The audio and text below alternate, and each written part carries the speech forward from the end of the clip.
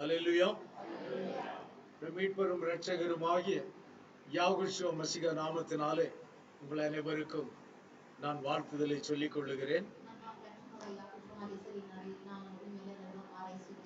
கடந்த நாட்கள் முழுவதும் அவர் நம்மை கண்மணி போல பாதுகாத்தார். எவ்வளவோ இடரல்கள், பிரச்சனைகள் நம் நடுவிலே கடந்து வந்த பொழுதும் அவைகள் எல்லாவற்றையும் தாண்டி தேவன் நம்மை பாதுகாத்தார்.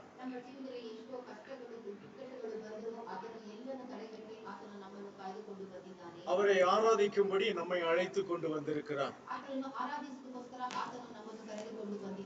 இந்த நாளிலே நாம் தியானிக்கும்படியாக ஏசாயா தீர்க்கதரிசியின் புஸ்தகம் 60ஆம் அதிகாரம் 1, 2, 3 வசனங்களை நாம் வாசிக்கலாம்.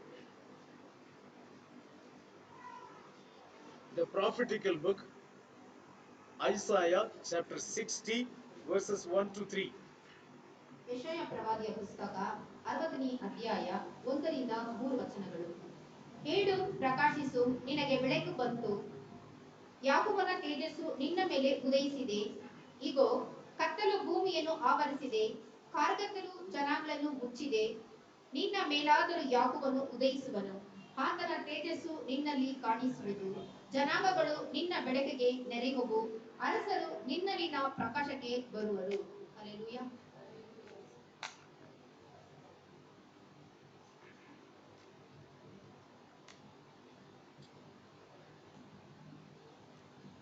அல்லேலூயா. எழும்பி பிரகாசி, உன் ஒளி வந்தது, யாகோவுடைய மகிமை உன் மேல் உதித்தது. இதோ, இருள் பூமியையும் காரிருள் ஜனங்களையும் மூடும், ஆனாலும் உன்மேல் யாகோவா உதிப்பார், அவருடைய மகிமை உன்மேல் காணப்படும். உன் வெளிச்சத்தினிடத்திற்கு ஜாதிகளும், உதிக்கிற உன் ஒளியின் இடத்திற்கு ராஜாக்களும் நடந்து வருவார்கள். இன்று பரலோக பிதாவே, இந்த வார்த்தைக்காக உமக்கு நன்றி ராஜாவே. தேவரீர், இந்த நேரத்திலும் உடைய வார்த்தையிலிருந்து நாங்கள் தெரிந்து கொள்ள வேண்டும் என்று இருக்கிறதான சம்பவங்களை எங்களுக்கு நீர் வெளிப்படுத்துவீராக. இது எங்களுடைய வாழ்க்கையை மாற்றுவதாக அமைய நீர் கிருபை செய்வீராக. உமக்கு நன்றி ராஜாவே. நீரே வார்த்தையாயிருக்கிறீர். அந்த வார்த்தை எங்களுக்கு ஜீவனை கொண்டு வரட்டும். எங்களை தாழ்த்துகிறோம். எங்கள் மீட்பெரும் இரட்சகருமாகிய யாகுஷுவ மசிக நாமத்தினாலே வேண்டிக் கொள்கிறோம் பிதாவே. எழும்பி பிரகாசி, உன் ஒளி வந்தது. இந்த ஒளி வந்தது என்று சொல்லும் பொழுது இது எங்கிருந்து வந்தது? ಬೆಳಕು ಬಂತು ಎಂದು ಹೇಳಿದರೆ ಅದು ಎಲ್ಲಿಂದ ಬಂದಿದೆ? அப்ப அந்த விளக்கு வரும் வரைக்கும் அந்த ஆளிடத்திலே வெளிச்சம் இல்லை. ಆ ಬೆಳಕು ಬರುವ ತನಕ ಆ ಮನುಷ್ಯನ ಬಳಿಯಲ್ಲಿ ಬೆಳಕು ಇರಲಿಲ್ಲ. அப்ப எங்கிருந்தோ ஒரு கட்டளை புறப்பட்டிருக்கிறது. ಎಲ್ಲಿಂದನೋ ಒಂದು ಆಜ್ಞೆ ಹೊರಟು ಬಂದಿದೆ. அந்த கட்டளை புறப்பட்டு கொஞ்சம் கொஞ்சமாக ஒவ்வொருவரையாக சந்தித்து வருகிறது. ಆ ಕಟ್ಟಳೆ ಹೊರಟು ಬಂದು ಒಬ್ಬೊಬ್ಬರನ್ನ ಪ್ರತ್ಯೇಕವಾಗಿ ಒಬ್ಬೊಬ್ಬರನ್ನ ಅದು ಮುಟ್ಟುತ್ತಾ ಬಂದಿದೆ. ஒரு குறிப்பிட்ட நாளிலே தீர்க்கதரிசிக்கு இந்த வார்த்தை வருகிறது. ಒಂದು ನಿರ್ದಿಷ್ಟ ದಿನದಲ್ಲಿ ಅದು ಪ್ರವಾದಿಯ ಹತ್ತಿರ ಬಂದು ತಲುಪಿದೆ. இந்த வார்த்தை எங்கிருந்து புறப்பட்டது? ಈ ವಾಕ್ಯ ಎಲ್ಲಿಂದ ಹೊರಟು ಬಂದಿದೆ? ஆதியாகமம் 1ஆம் அதிகாரத்தில் அது புறப்பட்டது. ஆதியாகமம் 1ஆம் அதிகாரத்தில்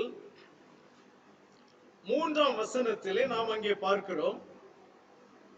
ಆದಿಕಾಂಡ 1ನೇ ವಚನ, 1ನೇ ಅಧ್ಯಾಯ 3ನೇ ವಚನ. ಆಗ ದೇವರು ಬೆಳಕಾಗಲಿ ಅನ್ನಲು ಬೆಳಕಾಯಿತು. ದೇವರು ಆ ಬೆಳಕನ್ನು ಒಳ್ಳೆಯದೆಂದು ನೋಡಿದನು. அடுத்த வசனத்தை வாசி.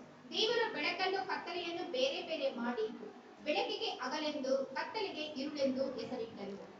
ಹೀಗೆ ಸಾಯಂಕಾಲವೂ ಪ್ರಾಂತಕಾಲವೂ ಆಗಿ ಮೊದಲನೆಯ ದಿನವಾಯಿತು. அல்லேலூயா. தேவன் வெளிச்சம் உண்டாக கடவது என்றார், வெளிச்சம் உண்டாயிற்று. ದೇವರು ಬೆಳಕಾಗಲಿ ಎಂದ ಕೂಡಲೇ ಬೆಳಕಾಯಿತು. ஆனால் அடுத்த வசனத்திலே நாம் பார்க்கிறோம், ಮತ್ತೆ ಮತ್ತೊಂದು ವಾಕ್ಯದಲ್ಲಿ ನೋಡುತ್ತೇವೆ, தேவன் வெளிச்சத்திற்கு வெளிச்சம் நல்லது என்று தேவன் கண்டார். ಬೆಳಕು ಒಳ್ಳೆಯದೆಂದು ದೇವನು ನೋಡಿದನು.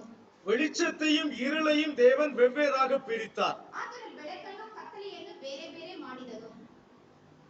இப்ப தேவன் வெளிச்சம் உண்டாக கடவுது என்று சொன்னால் ದೇವರು ಬೆಳಕು ಉಂಟಾಗಲಿ ಎಂದು ಹೇಳಿದರೆ அங்கே முழுவதும் வெளிச்சம் தான் இருக்க வேண்டும். ಅಲ್ಲಿ ಪೂರ್ತಿ ಬೆಳಕೇ ಇರಬೇಕಿತ್ತು. அங்கே இருள் கொஞ்சம் கூட இருக்க கூடாது. ಅಲ್ಲಿ ಕತ್ತಲು ಸ್ವಲ್ಪವೂ ಇರಬಾರದು.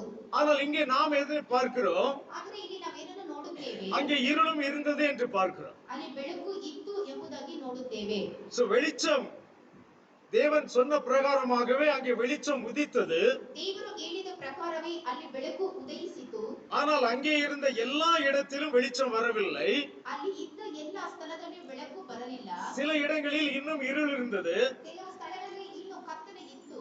கிட்டத்தட்ட சொல்ல போனா 50-50 அங்கே இருந்தது என்று நாம் பார்க்கிறோம். ಹೆಚ್ಚು ಕಮ್ಮಿ ಹೇಳಬೇಕಾದರೆ 50% ಮಾತ್ರ ಇರುತ್ತಿತ್ತು. ஏனென்றால் தேவன் வெளிச்சத்திற்கு பகல் என்று பெயரிட்டார். ಏಕೆಂದರೆ ದೇವರು ಬೆಳಕಿಗೆ ಹಗಲೆಂದು ಹೆಸರಿಟ್ಟನು. இருளுக்கு இரவு என்று பெயரிட்டார். ಕತ್ತಲೆಗೆ ರಾತ್ರಿ ಎಂದು ಹೆಸರಿಟ್ಟನು. அந்த இரண்டும் சேர்ந்து ஒரு நாள் ஆகிறது. ಎರಡು ಸೇರಿ ಒಂದು ದಿನವಾಗುತ್ತಿದೆ. அப்ப வெளிச்சம் பாதி நாளும் இருள் பாதி நாளுமாக அங்கே ஆனதை நாம் இங்கே பார்க்கிறோம். ಅಲ್ಲಿ ಕತ್ತಲು ಅರ್ಧವು ಬೆಳಕು ಅರ್ಧ ದಿನವೂ ಆಯಿತು ಎಂದು ನೋಡುತ್ತೇವೆ. ஆனால் நமக்கு தெரிந்தபடி தேவன் ஒரு கட்டளை இட்டார் என்றால் ಆದರೆ ನಮಗೆ ಗೊತ್ತಿರುವ ಪ್ರಕಾರ ದೇವರು ಒಂದು ಆಜ್ಞೆಯನ್ನು ಕೊಟ್ಟರೆ அது அப்பொழுதே நிறைவேற ಅದು வேண்டும். ಆಗಲೇ ನೆರವೇರಬೇಕಿತ್ತು. ஆனால் தேவனுடைய வார்த்தை என்ன செய்கிறது? ಆದರೆ ದೇವರ ವಾಕ್ಯ ಏನು ಮಾಡುತ್ತಿದೆ? அவருடைய வாயிலிருந்து புறப்படுகிறதான வார்த்தை என்ன செய்கிறது என்று வேதம் சொல்லுகிறது. ಆತನ ಬಾಯಿಂದ ಹೊರಡುವಂತ ವಾಕ್ಯ ಏನು ಮಾಡುತ್ತದೆ ಎಂದು ಸಂದೇಶ ಹೇಳುತ್ತದೆ. அது கொஞ்சம் கொஞ்சமாக தன்னுடைய கிரியைகளை செய்ய ஆரம்பிக்கிறதாம். ಅದು ಸ್ವಲ್ಪ ಸ್ವಲ್ಪವಾಗಿ ಅದು ಕ್ರಿಯೆಯನ್ನು ಮಾಡಲು ಪ್ರಾರಂಭಿಸುತ್ತದೆ. ஆனால் கண்டிப்பாக அந்த வார்த்தை நிறைவேறியே தீர வேண்டும். ಖಂಡಿತವಾಗಲೂ ಆತನ ವಾಕ್ಯಗಳು ನೆರವೇರಲೇಬೇಕು. அவர் சொன்னது போலவே வெளிச்சம் உண்டாக கடவுது என்று சொன்ன அந்த வார்த்தை ஒரு நாளிலே நிச்சயமாக நிறைவேறும். ಆತನು ಹೇಳಿದ ಪ್ರಕಾರವೇ ಬೆಳಕು ಉಂಟಾಗಲಿ ಎಂದು ಹೇಳಿದ್ದು ಒಂದು ದಿನದಲ್ಲಿ ಅದು ನೆರವೇರುತ್ತದೆ. அப்ப அவர் சொன்னதான அந்த கட்டளை, அவர் வாயிலிருந்து புறப்பட்டதான கட்டளை என்ன செய்கிறது? ಆತನ ಬಾಯಿಂದ ಹೊರಡುವಂತ ಆಜ್ಞೆ ಏನು ಮಾಡುತ್ತದೆ? ஒவ்வொரு இடமாக அது பயணிக்கிறது, டிராவல் செய்கிறது. ಅದು ಒಂದೊಂದು ಸ್ಥಳವಾಗಿ ಅದು ಪ್ರಯಾಣ ಮಾಡುತ್ತಿದೆ.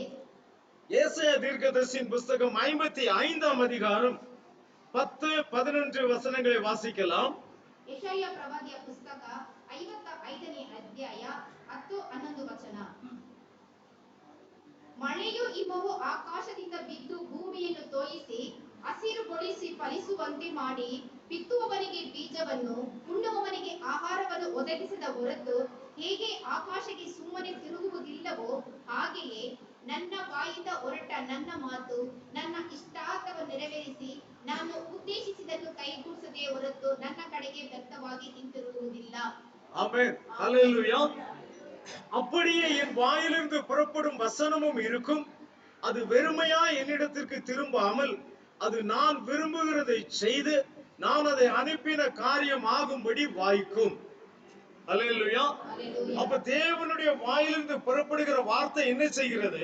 ದೇವರ ಬಾಯಿಂದ ಹೊರಡುವಂತ ವಾಕ್ಯ ಏನು ಮಾಡುತ್ತದೆ? அது கடந்து போகிற இடங்களில் எல்லாம் உள்ளவர்களை அது வார்த்தையாக மாற்றுகிறது. ಅದು ಪ್ರಯಾಣ ಮಾಡುವ ಎಲ್ಲ ದರದಲ್ಲಿಯೂ ಅದು ಅವ ಜನರನ್ನು ವಾಕ್ಯವಾಗಿ ಮಾರ್ಪಡಿಸುತ್ತದೆ. இப்ப வெளிச்சம் உண்டாக கடவுது என்று சொன்ன அந்த வார்த்தையானது அவருடைய வாயிலிருந்து புறப்பட்ட பொழுது ಬೆಳಕು ಉಂಟಾಗಲಿ ಎಂಬುದಾಗಿ ಆತನ ಬಾಯಿಂದ ಹೊರಟಂತ ಮಾತು அந்த வழியில் இருக்கிற சிலருக்கு அது வெளிச்சமாக மாறுகிறது. ಆ ದಾರಿಯಲ್ಲಿ ಇದ್ದಂತ ಕೆಲವರಿಗೆ ಅದು ಬೆಳಕಾಗಿ ಮಾರ್ಪಡುತ್ತದೆ. எல்லாருக்கும் அது வெளிச்சமாக வருவதில்லை. ಎಲ್ಲರಿಗೂ ಅದು ಬೆಳಕಾಗಿ ಬರುವುದಿಲ್ಲ. கொஞ்ச காலத்துக்கு பிறகு அது எல்லாருக்கும் வெளிச்சமாக வரும். ಸ್ವಲ್ಪ ಕಾಲವಾದ ಮೇಲೆ ಎಲ್ಲರಿಗೂ ಅದು ಬೆಳಕಾಗಿ ಮಾರ್ಪಡುತ್ತದೆ. ஆதியாகமம் 1ஆம் அதிகாரத்தில் வெளிச்சம் உண்டாக கடவுது என்று சொன்ன அந்த வார்த்தை ಆದಿಕಾಂಡ 1ನೇ ಅಧ್ಯಾಯದಲ್ಲಿ ಬೆಳಕು ಉಂಟಾಗಲಿ ಹೇಳಿದಂತ ಆ ವಾಕ್ಯ கடைசியிலே வெளிப்படுத்தின விசேஷம் 22ஆம் அதிகாரத்தில் தான் அது நிறைவேறுகிறது. ಕಡೆಯಲ್ಲಿ ಪ್ರಕಟಣೆ ಪುಸ್ತಕ 22ನೇ ಅಧ್ಯಾಯದಲ್ಲಿ ಅದು ನೆರವೇರುತ್ತದೆ. அதையும் வாசித்து பார்க்கலாம். ಅದನ್ನು ಓದಿ ನೋಡೋಣ. Revelation chapter 22 verse 5. ಪ್ರಕಟಣೆ ಪುಸ್ತಕ 22ನೇ ಅಧ್ಯಾಯ 5ನೇ ವಚನ. ಇನ್ನು ರಾತ್ರಿ ಇರುವುದಿಲ್ಲ, ಅವರಿಗೆ ದೀಪದ ಬೆಳಕು ಸೂರ್ಯನ ಬೆಳಕು ಬೇಕಾಗುವುದಿಲ್ಲ. ದೇವರಾದ ಯಾಕೋಬನೇ ಅವರಿಗೆ ಬೆಳಕನ್ನು ಕೊಡುವನು, ಅವರು ಯುಗಯುಗಾಂತರಗಳಲ್ಲಿ ಆಳುವರು. சோ அங்கே ராக்காலம் இராது. அல்லேலூயா. அங்கே என்ன இருக்காது? ராக்காலம் இருக்காது. ರಾತ್ರಿ ಅಲ್ಲಿ ಇರುವುದಿಲ್ಲ. ஏன் ராக்காலம் ஏன் இருக்காது? ರಾತ್ರಿ ಏಕೆ ಇರುವುದಿಲ್ಲ? இருளுக்குத்தான் தேவன் ராக்காலம் என்று பெயரிட்டார். ಕತ್ತಲೆಗೆ ಆತನು ರಾತ್ರಿ ಎಂಬುದಾಗಿ அப்ப ಹೆಸರಿಟ್ಟನು. ராக்காலம் அங்கே இருக்காது என்று சொன்னால் அங்கே இருள் இருக்காது. ರಾತ್ರಿ ಅಲ್ಲಿ ಇರುವುದಿಲ್ಲ ಎಂದರೆ ಅಲ್ಲಿ ರಾತ್ರಿ ಇರುವುದಿಲ್ಲ. ஆனால் ஆதியாகமத்தில் அவர் சொன்ன இடத்திலே அங்கே இருள் இருந்தது. ಆದರೆ ಆದಿಕಾಂಡ ಆತನು ಹೇಳಿದ ಸ್ಥಳದಲ್ಲಿ ಕತ್ತಲೆ ಅಲ್ಲಿ ಇತ್ತು. சோ அவர் சொன்ன நேரத்திலே அந்த வார்த்தை புறப்பட்டு போன பொழுது யாரெல்லாம் அதை பிடித்து கொண்டார்களோ அவர்களுக்கு அது வெளிச்சமாய் மாறினது. ಆತನು ಹೇಳಿದಾಗ ಯಾರೆಲ್ಲ ಅದನ್ನು ಹಿಡಿದುಕೊಂಡು ಹೋದರೋ ಆ ವಾಕ್ಯಗಳನ್ನು ಅವರಿಗೆ ಬೆಳಕಾಗಿ ಮಾರ್ಪಟ್ಟಿತು. ஆதியாகமம் 1ஆம் அதிகாரத்திலிருந்து வெளிப்படுத்தின விசேஷம் 22ஆம் வசனம் அதிகாரம் வரைக்கும் ಆದಿಕಾಂಡ 1ನೇ ಅಧ್ಯಾಯದಿಂದ ಪ್ರಕಟಣೆ 22ನೇ ಅಧ್ಯಾಯದ ತನಕ வழியில் இருக்கிற ஒவ்வொரு அதிகாரமும் ஒவ்வொரு வசனமும் அந்தந்த காலத்திலே ஜனங்களை பிரகாசிப்பித்துக் கொண்டே வந்து கொண்டிருந்தது. ಆ ದಾರಿಯಲ್ಲಿ ಇದ್ದಂತ ಒಂದೊಂದು ಅಧ್ಯಾಯನೋ ಒಂದೊಂದು ವಾಕ್ಯಗಳನ್ನು ಅಲ್ಲಿ ಇದ್ದವರನ್ನೆಲ್ಲ ಪ್ರಕಾಶಮಾನ ಮಾಡುತ್ತಿತ್ತು. அது ஜனங்களை பிரகாசிப்பிக்க அந்த இருளானது கொஞ்சம் கொஞ்சமாக விலகி கொண்டிருந்தது.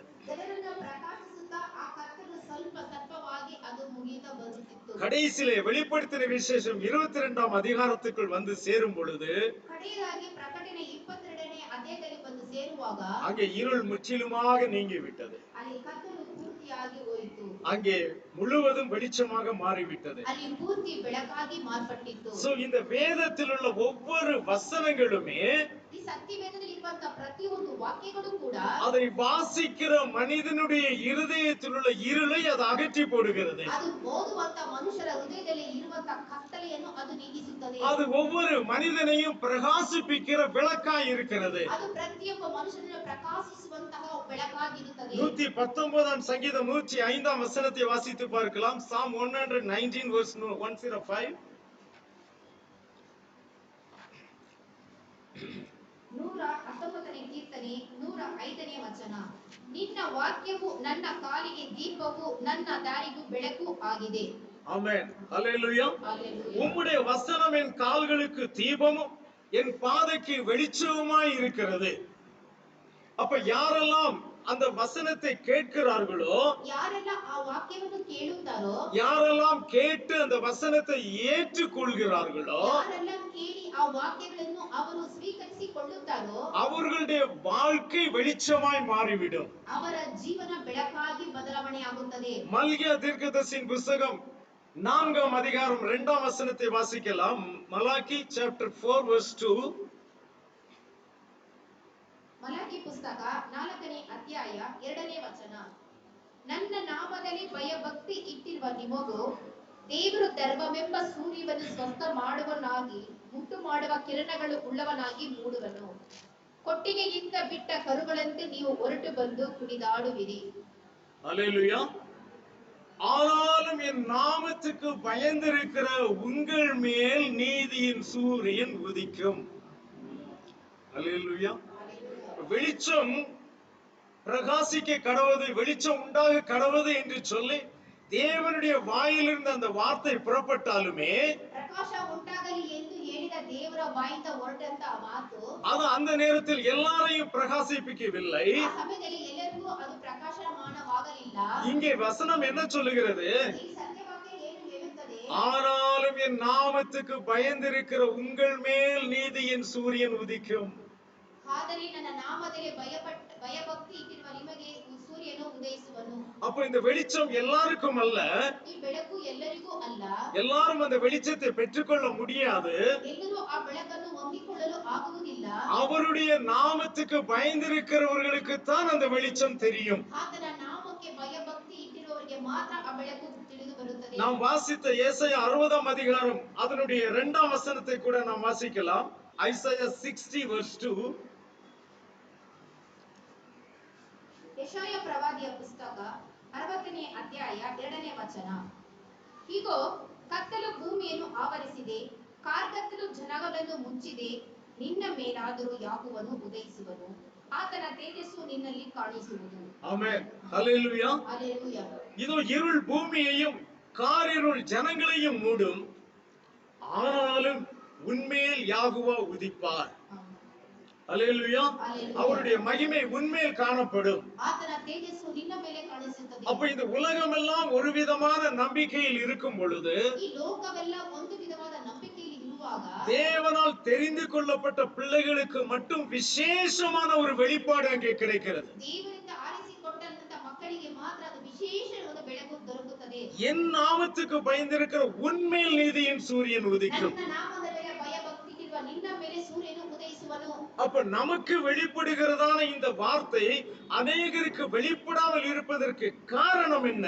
ನಮಗೆ ಪ್ರಕಟಣೆ ಆಗುತ್ತಿರುವ ಈ ವಾಕ್ಯಗಳು ಬೇರೆಯವರಿಗೆ ಪ್ರಕಟಣೆಯಾಗದೇ ಇರುವುದಕ್ಕೆ ಕಾರಣವೇನು? இந்த வார்த்தையின்படி அவருடைய நாமத்துக்கு பயந்தவர்கள் மேல்தான் நீதியின் சூரியன் உதிக்கும். ಈ ವಾಕ್ಯದ ಪ್ರಕಾರ ಆತನ ನಾಮದ ಮೇಲೆ ಭಯಭಕ್ತಿ ಇಟ್ಟವರಿಗೆ ಮಾತ್ರ ಸೂರ್ಯನು ಉದಯಿಸುವನು. மற்றவர்கள் மேல் அது உதிப்பதில்லை. ಬೇರೆಯವರ ಮೇಲೆ ಅದು ಉದಯಿಸುವುದಿಲ್ಲ.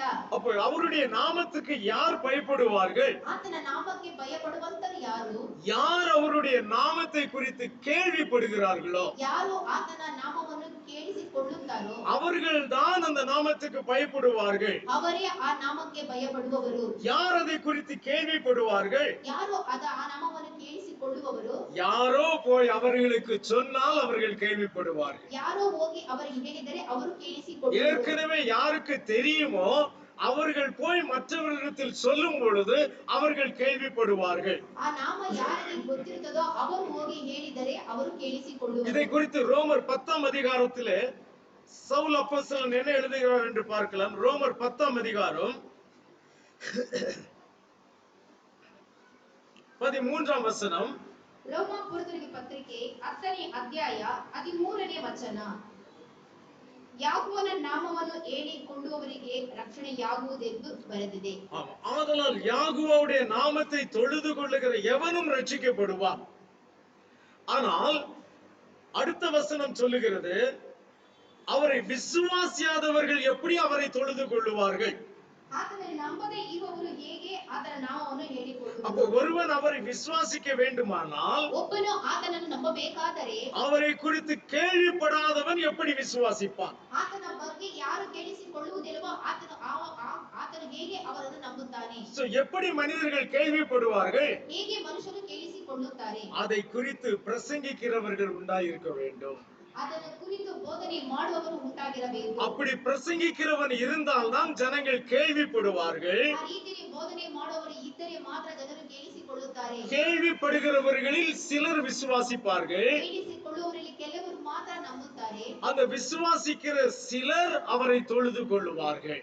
ಅದನ್ನು ನಂಬಿದವರಲ್ಲಿ ಕೆಲವರು ಆತನನ್ನು ಆರಾಧಿಸುತ್ತಾರೆ. அப்படி தொழுது கொள்ளுகிற எவனும் ரட்சிக்கப்படுவான். ಆ ರೀತಿ ಆರಾಧನೆ ಮಾಡುವವರು ಯಾವನಾದರೂ ಆತನ ರಕ್ಷಣೆ ಹೊಂದುವನು. ஹல்லேலூயா. இதுதான் அந்த வழி. ಇದೇ ಆ ದಾರಿಯಾಗಿದೆ. இந்த வழியில் தான் நாம் ஒவ்வொருவரையும் பிரகாசித்துக் கொண்டே நாம் போய் கொண்டிருப்போம். ಈ ಮಾರ್ಗವಾಗಿ ನಾವು ಪ್ರತಿಯೊಬ್ಬರನ್ನು ಪ್ರಕಾಶಿಸುತ್ತಾ ನಾವು ಹೊರಡು ಹೋಗುತ್ತಿದ್ದೇವೆ. இந்த வழியில் தான் யாகுவா ஆதியாகமம் 1ஆம் அதிகாரத்தில் சொன்ன கற்பனை நிறைவேறிக் கொண்டே போகும். ಈ ಮಾರ್ಗದಲ್ಲಿ ಇಂದನೆ ಆದಿಕಾಂಡ 1ನೇ ಅಧ್ಯಾಯದಲ್ಲಿ ಹೇಳಿದಂತ ವಾಕ್ಯ ನೆರವೇರುತ್ತಾ ಹೋಗುತ್ತದೆ. அப்படித்தான் இந்த ஒளி ஏசாயா தீர்க்கதரிசியினிடத்தில் வந்தது. ಆ ರೀತಿಯಾಗಿ ಈ ಪ್ರಕಾಶ ಯೆಶಾಯ ಪ್ರವಾದಿ ಹತ್ತಿರ ಬಂದಿದೆ. நீ எழும்பி பிரகாசி. ನೀನು ಹೇಳು ಪ್ರಕಾಶಿಸು. ஏன் எழும்பி பிரகாசிக்கணும்? ಏಕೆ ಎದ್ದೋಳು ಪ್ರಕಾಶಿಸಬೇಕು? ஏன்னா ஒளி உன்னிடத்தில் வந்து விட்டது. ಏಕೆಂದರೆ ಬೆಳಕು ನಿನ್ನ ಬಳಿಯಲ್ಲಿ ಬಂದಿದೆ. ஹல்லேலூயா.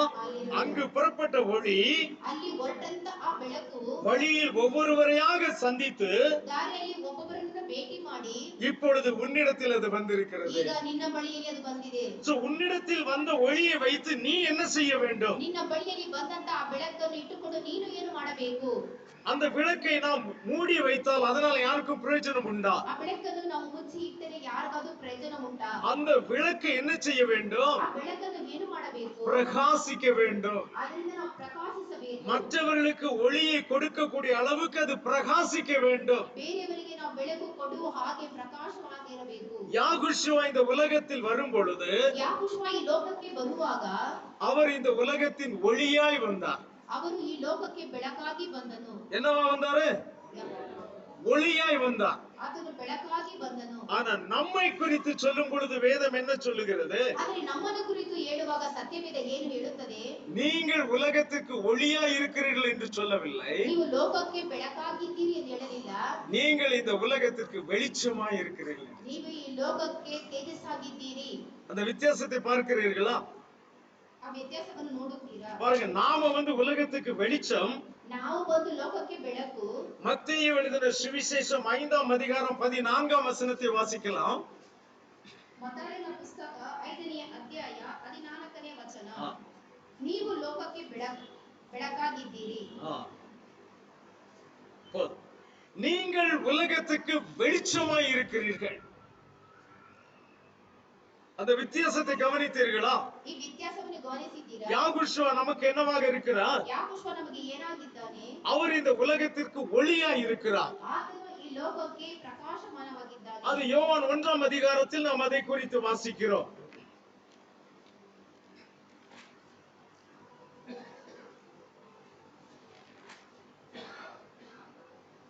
அல்லது யோவான் 12ஆம் அதிகாரம் 46ஆம் வசனத்தை வாசிக்கலாம். ಯೋಹಾನನ ಪುಸ್ತಕ 12ನೇ ಅಧ್ಯಾಯ 46ನೇ ವಚನ. ನನ್ನನ್ನು ನಂಬುವ ಒಬ್ಬನಾದರೂ ಕತ್ತಲಲ್ಲಿ ಇರಬಾರದೆಂದು ನಾನು ಬೆಳಕಾಗಿ ಲೋಕಕ್ಕೆ ಬಂದಿದ್ದೇನೆ. Amen, hallelujah.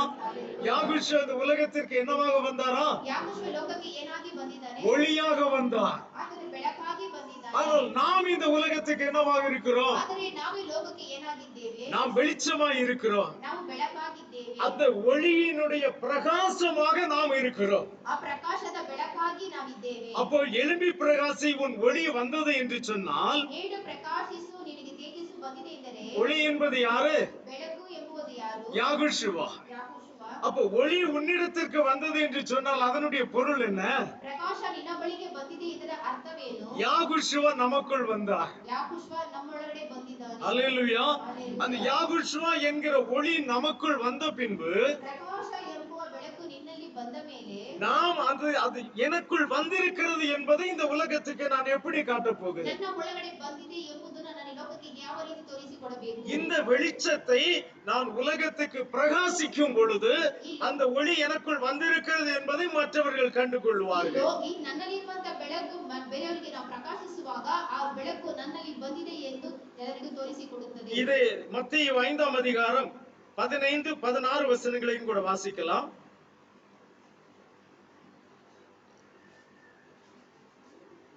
ಮತ್ತಾಯನ ಪುಸ್ತಕ 5ನೇ ಅಧ್ಯಾಯ 15, 16. 15, 16 ವಚನಗಳು. ಗುಡ್ಡದ ಮೇಲೆ ಕಟ್ಟಿರುವ ಊರು ಮರೆಯಾಗಲಾರದು, ಮತ್ತು ದೀಪವನ್ನು ಹತ್ತಿಸಿ ಕೊಳಗದೊಳಗೆ ಇಡುವುದಿಲ್ಲ, ದೀಪ ಸ್ತಂಭದ ಮೇಲೆ ಇಡುತ್ತಾರಷ್ಟೇ. ಆಗ ಅದು ಮನೆಯಲ್ಲಿ ಇರುವವರು ಎಲ್ಲರಿಗೂ ಬೆಳಕು ಕೊಡುವುದು. ಅದರಂತೆ ನಿಮ್ಮ ಬೆಳಕು ಜನರ ಮುಂದೆ ಪ್ರಕಾಶಿಸಲಿ. ಹೀಗಾದರೆ ಅವರು ನಿಮ್ಮ ಒಳ್ಳೆಯ ಕ್ರಿಯೆಗಳನ್ನು ನೋಡಿ ಪರಲೋಕದಲ್ಲಿರುವ ನಿಮ್ಮ ತಂದೆಯನ್ನು ಕೊಂಡಾಡುವರು. விளக்கை கொளுத்தி மரக்காலால் மூடி வைக்காமல் விளக்கு தண்டின் மேல் வைப்பார்கள், அப்பொழுது அது வீட்டில் உள்ள யாவருக்கும் வெளிச்சம் கொடுக்கும். அப்ப விளக்கு, அந்த விளக்கிலே ஒளி இருக்கிறது. அந்த ஒளி என்ன செய்ய வேண்டும்? இருட்டில் இருக்கிற ஜனங்களுக்கு வெளிச்சத்தை கொடுக்க வேண்டும். ಆ ಬೆಳಕಲ್ಲಿ ತೇಜಸ್ಸಿದೆ, ಆ ತೇಜಸ್ಸು ಕತ್ತಲಲ್ಲಿ ಇರುವವರಿಗೆ ಅದು ಬೆಳಕನ್ನು ಕೊಡುವಂತದಾಗಿರಬೇಕು. அப்ப நமக்கு அந்த வெளிச்சம், அதாவது அந்த ஒளி நமக்குள் வந்திருக்கிறதா என்று கேட்டால், ಆ ಪ್ರಕಾಶ ನಮ್ಮಲ್ಲಿ ಬಂದಿದೆ ಎಂದು ಕೇಳಿದಾದರೆ, நிச்சயமாக அந்த ஒளி நம்மிடத்தில் வந்திருக்கிறது. ಆ ಪ್ರಕಾಶ ನಮ್ಮ ಬಳಿಯಲ್ಲಿ ಬಂದಿದೆ. சோ நம்மிடத்தில் வந்த ஒளியை நாம் என்ன செய்ய வேண்டுமா? ನಮ್ಮ ಬಳಿಯಲ್ಲಿ ಬಂದಂತಹ ಪ್ರಕಾಶವನ್ನು ನಾವು ಏನು ಮಾಡಬೇಕು? அதை மூடி வைக்காமல், ಅದು ಮುಚ್ಚಿ ಇಡದೆ, மற்றவர்களுக்கு பிரகாசம் தெரியும்படியாக வெளிப்படையாக நாம் அதை வைக்க வேண்டும். ಬೇರೆಯವರಿಗೆ ಕಾಣಿಸುವ ಹಾಗೆ ನಾವು ಅದನ್ನು ಬಹಿರಂಗವಾಗಿ ಇಡಬೇಕು. இன்றைக்கு அந்த ஒளி என்கிறதான வார்த்தை, யாகுஷுவா யாரு? வார்த்தை தானே. யாகுஷுவா என்கிறதான அந்த ஒளி, அந்த வார்த்தை இன்றைக்கு நம்மிடத்தில் வந்திருக்கிறது. ಯಾಕೋಷುವ ಎನ್ನುವ ಆ ಪ್ರಕಾಶ, ಆ ಬೆಳಕು, ವಾಕ್ಯ ನಮ್ಮಲ್ಲಿ ಬಂದಿರುವಾಗ, சோ அந்த வெளிச்சம் வந்து, அந்த விளக்கு அல்லது அந்த ஒளி நம்மிடத்தில் வந்த உடனேயே, ಆ ಪ್ರಕಾಶ ನಮ್ಮಲ್ಲಿಗೆ ಬಂದಿದ ತಕ್ಷಣ அதை நாம் ஒரு காலமும் மூடி வைக்க கூடாது. ಅದು ನಾವು ಎಂದಿಗೂ ಮುಚ್ಚಿ ಇಡಬಾರದು. என்னிடத்தில் அந்த ஒளி இருக்கிறது என்பதை நம்முடைய பிரகாசத்தின் மூலமாக நாம் வெளியே காட்ட வேண்டும். ನನ್ನಲ್ಲಿ ಆ ತೇಜಸ್ಸು ಇದೆ ಎಂದು ನಾವು ಅನೇಕರಿಗೆ ಪ್ರಕಾಶಿಸುವ ಹಾಗೆ ತೋರಿಸಿಕೊಡಬೇಕು. இன்றைக்கு அநேகரிடத்தில் இந்த ஒளி வந்திருக்கிறது, ಈ ವಿಧದಲ್ಲಿ ಅನೇಕರಿಗೆ ಆ ತೇಜಸ್ಸು ಬಂದಿದೆ. ஆனால் நாம் என்ன செய்து விடுகிறோம்? ಆದರೆ ನಾವು ಏನು ಮಾಡುತ್ತೇವೆ? அதை நாம் மூடி வைத்து விடுகிறோம். ನಾವು ಅದನ್ನು ಮುಚ್ಚಿ ಇಡುತ್ತೇವೆ. காரணம் என்ன? ಕಾರಣವೇನು? எனக்குள்ளே இந்த ஒளி இருக்கிறது என்பது மற்றவர்களுக்கு தெரிந்தால், ನನ್ನಲ್ಲಿ ಈ ಪ್ರಕಾಶ ಇದೆ ಎಂದು ಬೇರೆಯವರಿಗೆ ಗೊತ್ತಾದರೆ, அவர்கள் என்னை பகைப்பார்கள். ಅವರು ನನ್ನನ್ನು ಹಗೆ ಮಾಡುತ್ತಾರೆ, என்னை வெறுப்பார்கள் ನನ್ನನ್ನು ವಿರೋಧಿಸುತ್ತಾರೆ, அல்லது என்னை பரிகசிப்பார்கள். ಅಲ್ಲದೆ ನನ್ನನ್ನು ಪರಿಹಾಸ್ಯ ಮಾಡುತ್ತಾರೆ. ஆகையினால எனக்கு இதற்கு பயமா இருக்கிறபடினாலே ಆದ್ದರಿಂದ ನನಗೆ ಭಯ ಇರುವುದರಿಂದ எனக்குள்ளே இந்த ஒளி இருக்கிறது என்பதை நான் வெளியே காட்ட மாட்டேன். ನನ್ನೊಳಗೆ ಈ ಬೆಳಕು ಇದೆ ಎಂದು ನಾನು ಬೇರೆಯವರಿಗೆ ತೋರಿಸಿಕೊಡುವುದಿಲ್ಲ. அப்படி யாராவது செய்வார்களா? ಆ ರೀತಿ ಯಾರಾದರೂ ಮಾಡುತ್ತಾರೆ. ஆனால் இன்றைக்கு விசுவாசிகளில் அநேகர் அந்த வேலையை செய்து கொண்டிருக்கிறோம். ಆದರೆ ಈ ದಿನಗಳಲ್ಲಿ ದೇವರನ್ನು ನಂಬುವಂತ ವಿಶ್ವಾಸಿಗಳು ಆ ಕೆಲಸವನ್ನು ಮಾಡುತ್ತೇವೆ. நமக்குள் வந்திருக்கிற ஒளி மற்றவர்களை பிரகாசிப்பிக்க வேண்டும். ನಮ್ಮಲ್ಲಿ ಬಂದಂತ ಆ ಬೆಳಕು ಬೇರೆಯವರನ್ನು ಪ್ರಕಾಶಿಸಬೇಕು. ஆனால் நாம் அதை செய்யாதபடிக்கு ಆದರೆ ನಾವು ಅದನ್ನು ಮಾಡದ ಹಾಗೆ நாம் அதை மூடி வைத்துக் கொள்ளுகிறோம். ನಾವು ಅದನ್ನು ಮುಚ್ಚಿ ಇಟ್ಟುಕೊಳ್ಳುತ್ತೇವೆ. இங்கே மரக்காலால் மூடுவார்களா என்று கேள்வி கேட்கிறார்கள். ಇಲ್ಲಿ ಕೊಳಗದಲ್ಲಿ ಮುಚ್ಚ ಇಡುತ್ತೀರಾ ಎಂದು ಪ್ರಶ್ನೆ ಕೇಳುತ್ತಾರೆ. நாம் அதை என்ன செய்து கொள்ளுகிறோம்? வெளிச்சம் வந்த பிறகு கூட ನಾವು ನಮ್ಮಲ್ಲಿ ಬೆಳಕು ಬಂದ ಮೇಲೆ ಏನು ಮಾಡುತ್ತೇವೆ? இந்த உலகத்துக்கு பயப்படுகிற பயம் என்கிற மரக்காலால் நாம் அதை மூடி வைத்து விடுகிறோம். ಈ ಲೋಕದಲ್ಲಿ ಇರುವ ಹಾಗಿರುವ ಕೊಳಗ ಎಂಬುದರಲ್ಲಿ ನಾವು ಮುಚ್ಚಿಡುತ್ತೇವೆ. நம்மிடத்தில் இருக்கிற வெளிச்சத்தை குறித்து சாட்சி சொல்ல நாம் பயப்படுகிறோம். ನಮ್ಮಲ್ಲಿ ಇರುವಂತ ಬೆಳಕನ್ನು ಕುರಿತು ಸಾಕ್ಷಿ ಹೇಳಲು ನಾವು ಭಯಪಡುತ್ತೇವೆ, அல்லது வெட்கப்படுகிறோம். ಅಲ್ಲದೆ ನಾಚಿಕೆ ಪಡುತ್ತೇವೆ. அதற்கு தான் அந்த 16ஆம் வசனம் என்ன சொல்கிறது என்று பாருங்கள். ಆದುದರಿಂದ ನಿಮ್ಮ ಬೆಳಕು ಜನರ ಮುಂದೆ ಪ್ರಕಾಶಿಸಲಿ, ಹೀಗಾದರೆ ಅವರು ನಿಮ್ಮ ಒಳ್ಳೆಯ ಕ್ರಿಯೆಗಳನ್ನು ನೋಡಿ ಪರಲೋಕದಲ್ಲಿರುವ ತಂದೆಯನ್ನು ಕೊಂಡಾಡುವರು. ஆமென். ஹல்லேலூயா. இவ்விதமாய் மனுஷர் உங்கள் நற்கிரியைகளை கண்டு பரலோகத்தில் இருக்கிற உங்கள் பிதாவை மகிமைப்படுத்தும்படி உங்கள் வெளிச்சம் அவர்கள் முன்பாக பிரகாசிக்க வேண்டும். ஹல்லேலூயா. அப்போ மனுஷர்கள் எதை பார்க்க வேண்டுமா? ಮನುಷ್ಯರು ಯಾವುದನ್ನು ನೋಡಬೇಕಂತೆ? நம்மிலிருந்து புறப்படுகிற வெளிச்சத்தை அவர்கள் பார்க்க வேண்டும். ನಮ್ಮಲ್ಲಿಂದ ಹೊರಡುವಂತ ಬೆಳಕನ್ನು ಅವರು ನೋಡಬೇಕು. அவர்களுடைய வாழ்க்கை எப்படி இருக்கிறது? ಅವರ ಜೀವನ ಯಾವ ರೀತಿ ಇದೆ? அவர்களுடைய வாழ்க்கை இருளின் வாழ்க்கையாக இருக்கிறது. ಅವರ ಜೀವನ ಕತ್ತಲಿನ ಜೀವನವಾಗಿದೆ. ஆனால் நமக்குள் இருக்கிற ஒளி என்ன செய்ய வேண்டும்? ಆದರೆ ನಮ್ಮಲ್ಲಿರುವಂತಹ ಬೆಳಕು ಏನು அது ಮಾಡಬೇಕು? பிரகாசிப்பதன் மூலமாக ಅದು ಪ್ರಕಾಶಿಸುವ ಮುಖಾಂತರ மற்றவர்களில் இருக்கிற இருளை அது நீக்க வேண்டும். ಅದು ಬೇರೆಯವರಲ್ಲಿ ಇರುವಂತಹ ಕತ್ತಲೆಯನ್ನು ನೀಗಿಸಬೇಕು. சோ மற்றவர்கள் முன்பாக அது எப்படி பிரகாசிக்க வேண்டும் என்று இந்த வசனம் சொல்லுகிறது. ಬೇರೆಯವರ ಮುಂದೆ ಯಾವ ರೀತಿ ಪ್ರಕಾಶಿಸಬೇಕೆಂದು ಈ ವಾಕ್ಯ ಹೇಳುತ್ತದೆ. நமக்குள் இருக்கிறதான நற்கிரியைகள் மூலமாக ನಮ್ಮಲ್ಲಿ ಇರುವಂತ ಒಳ್ಳೆಯ ಕ್ರಿಯೆಗಳ ಮುಖಾಂತರ நாம் அனைவரும் திடீரென்று இந்த உலகத்தில் தோன்றிவிடவில்லை. ನಾವು ಅನೇಕರು ತಕ್ಷಣ ಎದ್ದು ಈ ಲೋಕದಲ್ಲಿ ನಾವು ಬರಲಿಲ್ಲ. நாம் எல்லாரும் கொஞ்சம் வயசு உள்ளவர்களாக அனுபவம் உள்ளவர்களாக இருக்கிறோம். ನಾವೆಲ್ಲರೂ ಸ್ವಲ್ಪ ವಯಸ್ಸಾಗಿರೋರು ಅನುಭವ ಉಳ್ಳವರಾಗಿದ್ದೇವೆ. அப்போ இந்த உலகம் நம்முடைய கிரியைகளை கண்டிப்பாக கவனித்திருக்கும். ಈ ಲೋಕ ಖಂಡಿತವಾಗಲೂ ನಮ್ಮ ಕ್ರಿಯೆಗಳನ್ನು ಗಮನದಿಂದ ನೋಡಿರುತ್ತದೆ. நம்மை பற்றி நம்முடைய சொந்தக்காரர்களுக்கு நன்றாக தெரியும். ನಮ್ಮನ್ನು ಕುರಿತು ನಮ್ಮ ಬಂಧು ಬಳಗಕ್ಕೆ ಚೆನ್ನಾಗಿ ಗೊತ್ತಿರುತ್ತದೆ. இந்த ஒளி நம்மிடத்தில் வருவதற்கு முன்பு நம்முடைய வாழ்க்கை எப்படி இருந்தது என்றும் ಈ ಬೆಳಕು ನಮ್ಮ ಜೀವನದಲ್ಲಿ ಬರುವುದಕ್ಕೆ ಮುಂಚಿತವಾಗಿ ನಾವು ಯಾವ ರೀತಿ ಇದ್ದೇವೆ ಎಂಬುದನ್ನು, அது வந்த பின்பு நம்முடைய வாழ்க்கை எப்படி மாறி இருக்கிறது என்றும் ಅದು ಬಂದ ಮೇಲೆ ನಮ್ಮ ಜೀವನ ಯಾವ ರೀತಿ ಬದಲಾವಣೆಯಾಗಿದೆ ಎಂದು உங்களை அறிந்த ஜனங்கள் அதை கவனிப்பார்கள். ನಿಮ್ಮನ್ನು ತಿಳಿದವರು ಅದನ್ನು ಗಮನಿಸುತ್ತಾರೆ. அவர்கள் கவனிக்கும் பொழுது ಅವರು ಗಮನಿಸುವಾಗ அது அவர்களுடைய வாழ்க்கையிலே ஒரு மாற்றத்தை கொண்டு வரும். ಅದು ಅವರ ಜೀವನದಲ್ಲಿ ಒಂದು ಬದಲಾವಣೆಯನ್ನು ತೆಗೆದುಕೊಂಡು ಬರುತ್ತದೆ. காரணம் என்ன? ಕಾರಣವೇನು? நீங்கள் செய்கிற கிரியைகளை அவர்களால செய்ய முடியாது. ಕಾರಣ ನೀವು ಮಾಡುವಂತ ಆ ಒಳ್ಳೆಯ ಕ್ರಿಯೆಗಳನ್ನು ಅವರು ಮಾಡಲು ಆಗುವುದಿಲ್ಲ. இந்த உலகத்திலே மிகவும் கடினமான ஒரு காரியம் என்ன தெரியுமா? ಈ ಲೋಕದಲ್ಲಿ ತುಂಬಾ ಕಷ್ಟಕರವಾದ ವಿಷಯ ಏನು ಗೊತ್ತಾ? மற்றவர்களிலே அன்பு கூறுவது. ಬೇರೆಯವರನ್ನು ಪ್ರೀತಿಸುವುದು.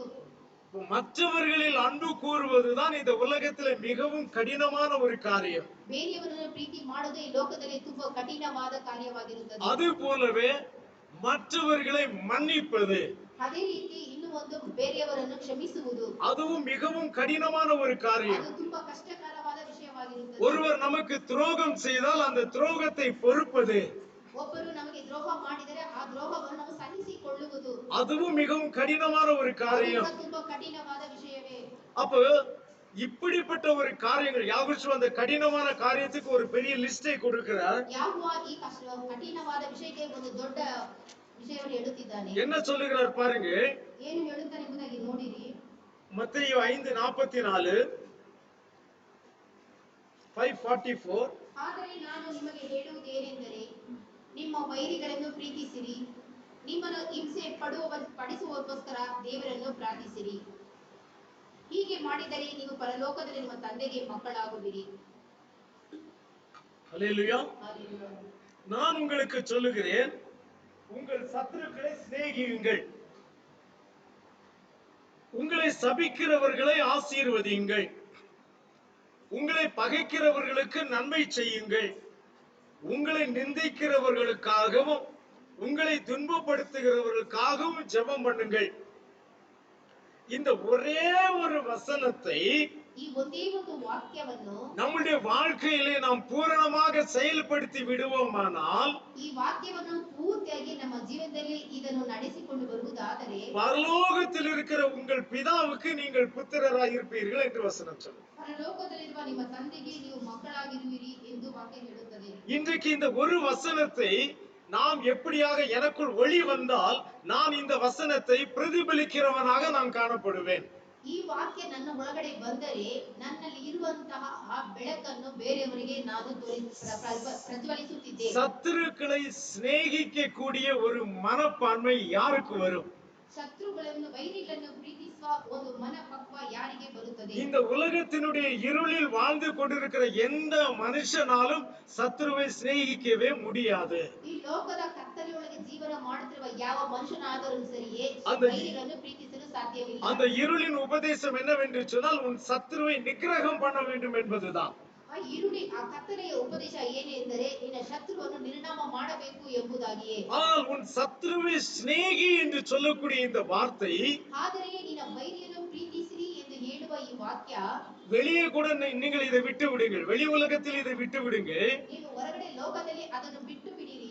ஒரே குடும்பத்தில் கூட நாம் இதை பார்க்க முடியாது. ಆದರೆ ಒಂದೇ ಕುಟುಂಬದಲ್ಲಿಯೂ ನಾವು ಇದನ್ನು ನೋಡಲು ಆಗುವುದಿಲ್ಲ. குடும்பத்தில் இருக்கிறவர்களே ஒருவரை பூரணமாக சிநேகிப்பது கிடையாது. ಕುಟುಂಬದಲ್ಲಿ ಇರುವವರೇ ಇನ್ನೊಬ್ಬರನ್ನು ಪೂರ್ತಿಯಾಗಿ ಪ್ರೀತಿ ಮಾಡಲು அப்படியானால் ಆಗುವುದಿಲ್ಲ. இந்த வசனம் எப்படி நம்மிலே பூரணமாக நிறைவேற போகிறது? ಆದರೆ ಈ ವಾಕ್ಯ ನಮ್ಮಲ್ಲಿ ಹೇಗೆ ಪೂರ್ತಿಯಾಗಿ ನೆರವೇರುತ್ತದೆ? அப்ப யாருக்குள் இது நிறைவேறும்? ಹಾಗಿದ್ದ ಮೇಲೆ ಇದು ಯಾರೊಳಗೆ ನೆರವೇರುತ್ತದೆ? யாருக்குள் இந்த ஒளி வந்திருக்கிறதோ ಯಾರು ಒಳಗಡೆ ಈ ಪ್ರಕಾಶ ಬಂದಿದೆಯೋ அவர்களால் மட்டுமே இது முடியும். ಅವರಲ್ಲಿ ಮಾತ್ರನೇ ಇದು ಸಾಧ್ಯ. இது உங்களால் முடியும் பொழுது ಇದು ನಿಮ್ಮಿಂದ ಸಾಧ್ಯವಾಗುವಾಗ அப்பொழுது இந்த உலகம் உங்களை பார்த்து ஆச்சரியப்படும். ಆಗ ಈ ಲೋಕ ನಿಮ್ಮನ್ನು ನೋಡಿ ಆಶ್ಚರ್ಯ ಪಡುತ್ತದೆ. ஏனென்றால் இந்த உலகத்தால் முடியாத ஒரு விஷயத்தை நீங்கள் செய்கிறீர்கள். ಏಕೆಂದರೆ ಈ ಲೋಕದವರಲ್ಲಿ ಸಾಧ್ಯವಾಗದೇ ಇರುವಂತ ವಿಷಯವನ್ನು ನೀವು ಮಾಡುತ್ತೀರಿ. நீ அவனுக்காக ஜெபம் பண்ணுகிறாயா? ನೀನು ಆತನಿಗೋಸ್ಕರ ಪ್ರಾರ್ಥನೆ நீ ಮಾಡುತ್ತೀಯಾ? அவனுக்கு உதவி பண்ண போகிறாயா? ನೀನು ಆತನಿಗೆ ಸಹಾಯ ಮಾಡಲು அவன் ಹೋಗುತ್ತೀಯಾ? உனக்கு எவ்வளவு துரோகம் பண்ணினான்? ಆತನು ನಿನಗೆ ಎಷ್ಟು ದ್ರೋಹ ಮಾಡಿದ್ದಾನೆ? உன்னால எப்படி அவனுக்கு உதவி செய்ய முடிகிறது? ಹೇಗೆ ಆತನಿಗೆ ಸಹಾಯ ಮಾಡಲು ಸಾಧ್ಯ? நீ எப்படி அவனுக்காக நீ ஜெபம் பண்ணுகிறாய்? ನೀನು ಹೇಗೆ ಆತನಿಗೋಸ್ಕರ ಪ್ರಾರ್ಥನೆ ಮಾಡಲು ಸಾಧ್ಯ? நீங்கள் அப்படி செய்வதை இந்த உலகத்தார் காணும் பொழுது ನೀವು ಆ ರೀತಿ ಮಾಡುವಾಗ ಈ ಲೋಕದವರು ನಿಮ್ಮನ್ನು ನೋಡುವಾಗ அவர்களுக்கு அது மிகவும் ஆச்சரியமாய் இருக்கும். ಅದು ಅವರಿಗೆ ನಿಮ್ಮ ನೋಡಿದರೆ ಬಹಳ இப்போ ಆಶ್ಚರ್ಯವಾಗಿರುತ್ತದೆ. உங்களிடத்தில் இருக்கிற ஒளி அவர்கள் மேல் பிரகாசிக்க ஆரம்பிக்கிறது. ನಿಮ್ಮಲ್ಲಿ ಇರುವಂತ ಬೆಳಕು ಅವರ ಮೇಲೆ ಪ್ರಕಾಶಿಸುತ್ತದೆ. உங்களை சபிக்கிறவர்களை ஆசீர்வதியுங்கள். ನಿಮಗೆ ಹಿಂಸೆ ಪಡಿಸುವುದಕ್ಕೋಸ್ಕರ ನೀವು ಪ್ರಾರ್ಥಿಸಿರಿ. இம்சைப்படுத்துறவன் இருக்குதா? சபிக்கிறவர்களுக்கு என்ன சொல்லலாம் கன்னடத்துல? ಶಪಿಸುವವರಿಗೆ. ஆமா, உங்களை சபிக்கிறவர்களை ನಿಮ್ಮನ್ನು ಶಪಿಸುವವರಿಗೋಸ್ಕರ நீங்க என்ன செய்யணுமா? ஆசீர்வதிக்கணும். ನೀವು ಅವರನ್ನು ಆಶೀರ್ವದಿಸಿರಿ. நீ நாசமாய் போவா என்று ஒருவன் நம்மை பார்த்து சொன்னால் ನೀನು ಹಾಳಾಗಿ ಹೋಗುತ್ತಿ ಎಂದು ನಿಮ್ಮನ್ನು ನೋಡಿ ಒಬ್ಬರು ಹೇಳಿದರೆ நீங்கள் அவனை பற்றி என்ன சொல்ல வேண்டும்? ನೀವು ಆತನ ನೋಡಿ ಏನು ಹೇಳಬೇಕು? நான் ஆராதிக்கிற தேவன் உன்னை ஆசீர்வதிப்பாராக. ನಾನು ಆರಾಧಿಸುವ ದೇವರು ನಿನ್ನನ್ನು ಆಶೀರ್ವದಿಸಲಿ. வெறுமனே ஆசீர்வதிப்பாராக என்று சொல்லுவது மட்டுமல்ல, ಬರೀ ಆಶೀರ್ವದಿಸುತ್ತಾನೆ ಎಂದು ಹೇಳುವುದು ಮಾತ್ರವಲ್ಲ, உதட்டளவில் சொல்லுவது அல்ல, ಅದು ತುಟಿಯ ಮುಖಾಂತರ ಹೇಳುವುದು உங்கள் ಮಾತ್ರವಲ್ಲ, உள்ளத்திலிருந்து அதை சொல்லவும் வேண்டும். ನಿಮ್ಮ ಅಂತರಂಗದಿಂದ ಅದು ಹೇಳಲು ಬೇಕು. அவர் ஆசீர்வதிக்கப்படுவதற்கு ஏதுவான காரியங்களை நாம் செய்யவும் வேண்டும். ಅವರು ಆಶೀರ್ವಾದ ಪಡೆದುಕೊಳ್ಳಬೇಕಾದಂತ ಕಾರ್ಯವನ್ನು ನಾವು ಮಾಡಬೇಕು. இப்படி செய்தால் ಈ ರೀತಿ ಮಾಡಿದರೆ நமக்குள் வந்த அந்த ஒளி பிரகாசிக்க ஆரம்பிக்கும். ನಮ್ಮಲ್ಲಿ ಬಂದಂತ ಆ ಬೆಳಕು ಪ್ರಕಾಶಿಸಲು ಪ್ರಾರಂಭಿಸುತ್ತದೆ. அந்த வெளிச்சத்தினிடத்திற்கு ஜாதிகள் கடந்து ಆ வருவார்கள். ಬೆಳಕಿನಲ್ಲಿ ಜನಾಂಗಗಳು ನಡೆದು ಬರುತ್ತಾರೆ. உங்களை நிந்திக்கிறவர்களுக்காகவும் ನಿಮ್ಮನ್ನು ಹಿಂಸೆ ಪಡಿಸುವವರಿಗೋಸ್ಕರ, உங்களை பகைக்கிறவர்களுக்கு நன்மை செய்யுங்கள், ನಿಮ್ಮನ್ನು ಹಾಗೆ ಮಾಡುವವರಿಗೆ ಒಳ್ಳೆಯದನ್ನು ಮಾಡಿರಿ. உங்களை நிந்திக்கிறவர்களுக்காகவும் உங்களை துன்பப்படுத்துகிறவர்களுக்காகவும் ஜெபம் பண்ணுங்கள். ನಿಮ್ಮನ್ನು ನಿಂದಿಸುವವರಿಗೋಸ್ಕರವೂ ನಿಮ್ಮನ್ನು ಹಿಂಸೆಪಡಿಸುವವರಿಗೋಸ್ಕರನೂ ಪ್ರಾರ್ಥನೆ ಮಾಡಿರಿ. இந்த ஒரே ஒரு வசனத்தை 44ஆம் வசனத்தை நாம் நம்முடைய வாழ்க்கையில் நிறைவேற்றி விட்டால் ಈ 44ನೇ ವಾಕ್ಯ ನಮ್ಮ ಜೀವನದಲ್ಲಿ ನೆರವೇರಿಸಿದರೆ அந்த ஒளி நமக்குள் வந்து விட்டது என்ற அர்த்தம். ಆ ಬೆಳಕು ನಮ್ಮಲ್ಲಿ ಬಂದಿದೆ ಎಂಬುದು ಅರ್ಥವಾಗುತ್ತದೆ. இவ்வளவு வசனங்கள் அங்கே இருந்தும் ಇಷ್ಟು ವಾಕ್ಯಗಳು ಇದ್ದರೂ ಕೂಡ யாகுஷுவா கற்றுக் கொடுத்த இந்த ஒரே ஒரு வார்த்தை, ಯಾಕೋಬ ನಮಗೆ ಹೇಳಿಸಿಕೊಟ್ಟಂತ ಈ ಒಂದೇ ಒಂದು ವಾಕ್ಯ, அதன்படி செய்வோமானால் ಅದರ ಪ್ರಕಾರ ಮಾಡುವುದಾದರೆ நாம் உண்மையிலேயே மறுரூபமாகிவிட்டோம் என்ற அர்த்தம். ನಿಜವಾಗಲೂ ನಾವು ಮರುರೂಪ ಹೊಂದಿದ್ದೇವೆ இந்த முழு உலகத்திலும் ಈ ಪೂರ್ತಿ ಲೋಕದಲ್ಲಿ இதை இப்படியே நிறைவேற்றினவர் யாகுஷுவா மட்டும்தான். ಇದು ಇದೇ ರೀತಿ ನೆರವೇರಿಸಿದವನು ಯಾಕೋಬ ಒಬ್ಬನೇ. இன்றைக்கு அவருடைய ஆவி நமக்குள் வந்து விடுமானால் ಈ ದಿನಗಳಲ್ಲಿ ಆತನ ಆತ್ಮ ನಮ್ಮಲ್ಲಿ ಬರುವುದಾದರೆ நம்மால் அதை செய்ய முடியும். ನಮ್ಮಿಂದಲೂ ಅದು ಮಾಡಲು ಸಾಧ್ಯ. நம்முடைய பலத்தினால் அதை செய்ய முடியாது. ನಮ್ಮ ಬಲದಿಂದ ಅದನ್ನು ಮಾಡಲು ಸಾಧ್ಯವಿಲ್ಲ. ஆனால் அவருடைய பலம் நமக்குள் வருமானால், ಆದರೆ ಆತನ ಬಲವು ನಮ್ಮಲ್ಲಿ ಬರುವುದಾದರೆ, அவருடைய ஆவி நமக்குள் வருமானால், ಆತನ ಆತ್ಮ ನಮ್ಮಲ್ಲಿ ಬರುವುದಾದರೆ இந்த உலகத்தாரால் செய்ய முடியாத காரியத்தை நீங்கள் செய்து விடலாம். ಈ ಲೋಕದವರು ಮಾಡದೇ ಇರುವಂತ ಕಾರ್ಯವನ್ನು ನೀವು ಮಾಡಲು ಸಾಧ್ಯ. இன்றைக்கு சந்திர மண்டலத்துக்கு போறதற்கு மனிதனுக்கு போதுமான பலம் இருக்கிறது, ஞானம் இருக்கிறது. ಈ ಚಂದ್ರಲೋಕಕ್ಕೆ ಹೋಗಲು ಮನುಷ್ಯರಿಗೆ ಬೇಕಾದಷ್ಟು ಜ್ಞಾನವೂ ಬಲವೂ ಇದೆ. ஏன் செவ்வாய் கிரகத்துக்கு போறதுக்கு கூட அவர்களுக்கு ஞானம் இருக்கிறது. ಮಂಗಳ ಗ್ರಹಕ್ಕೆ ಹೋಗುವುದಕ್ಕೂ ಅವರಿಗೆ ಜ್ಞಾನವಿದೆ.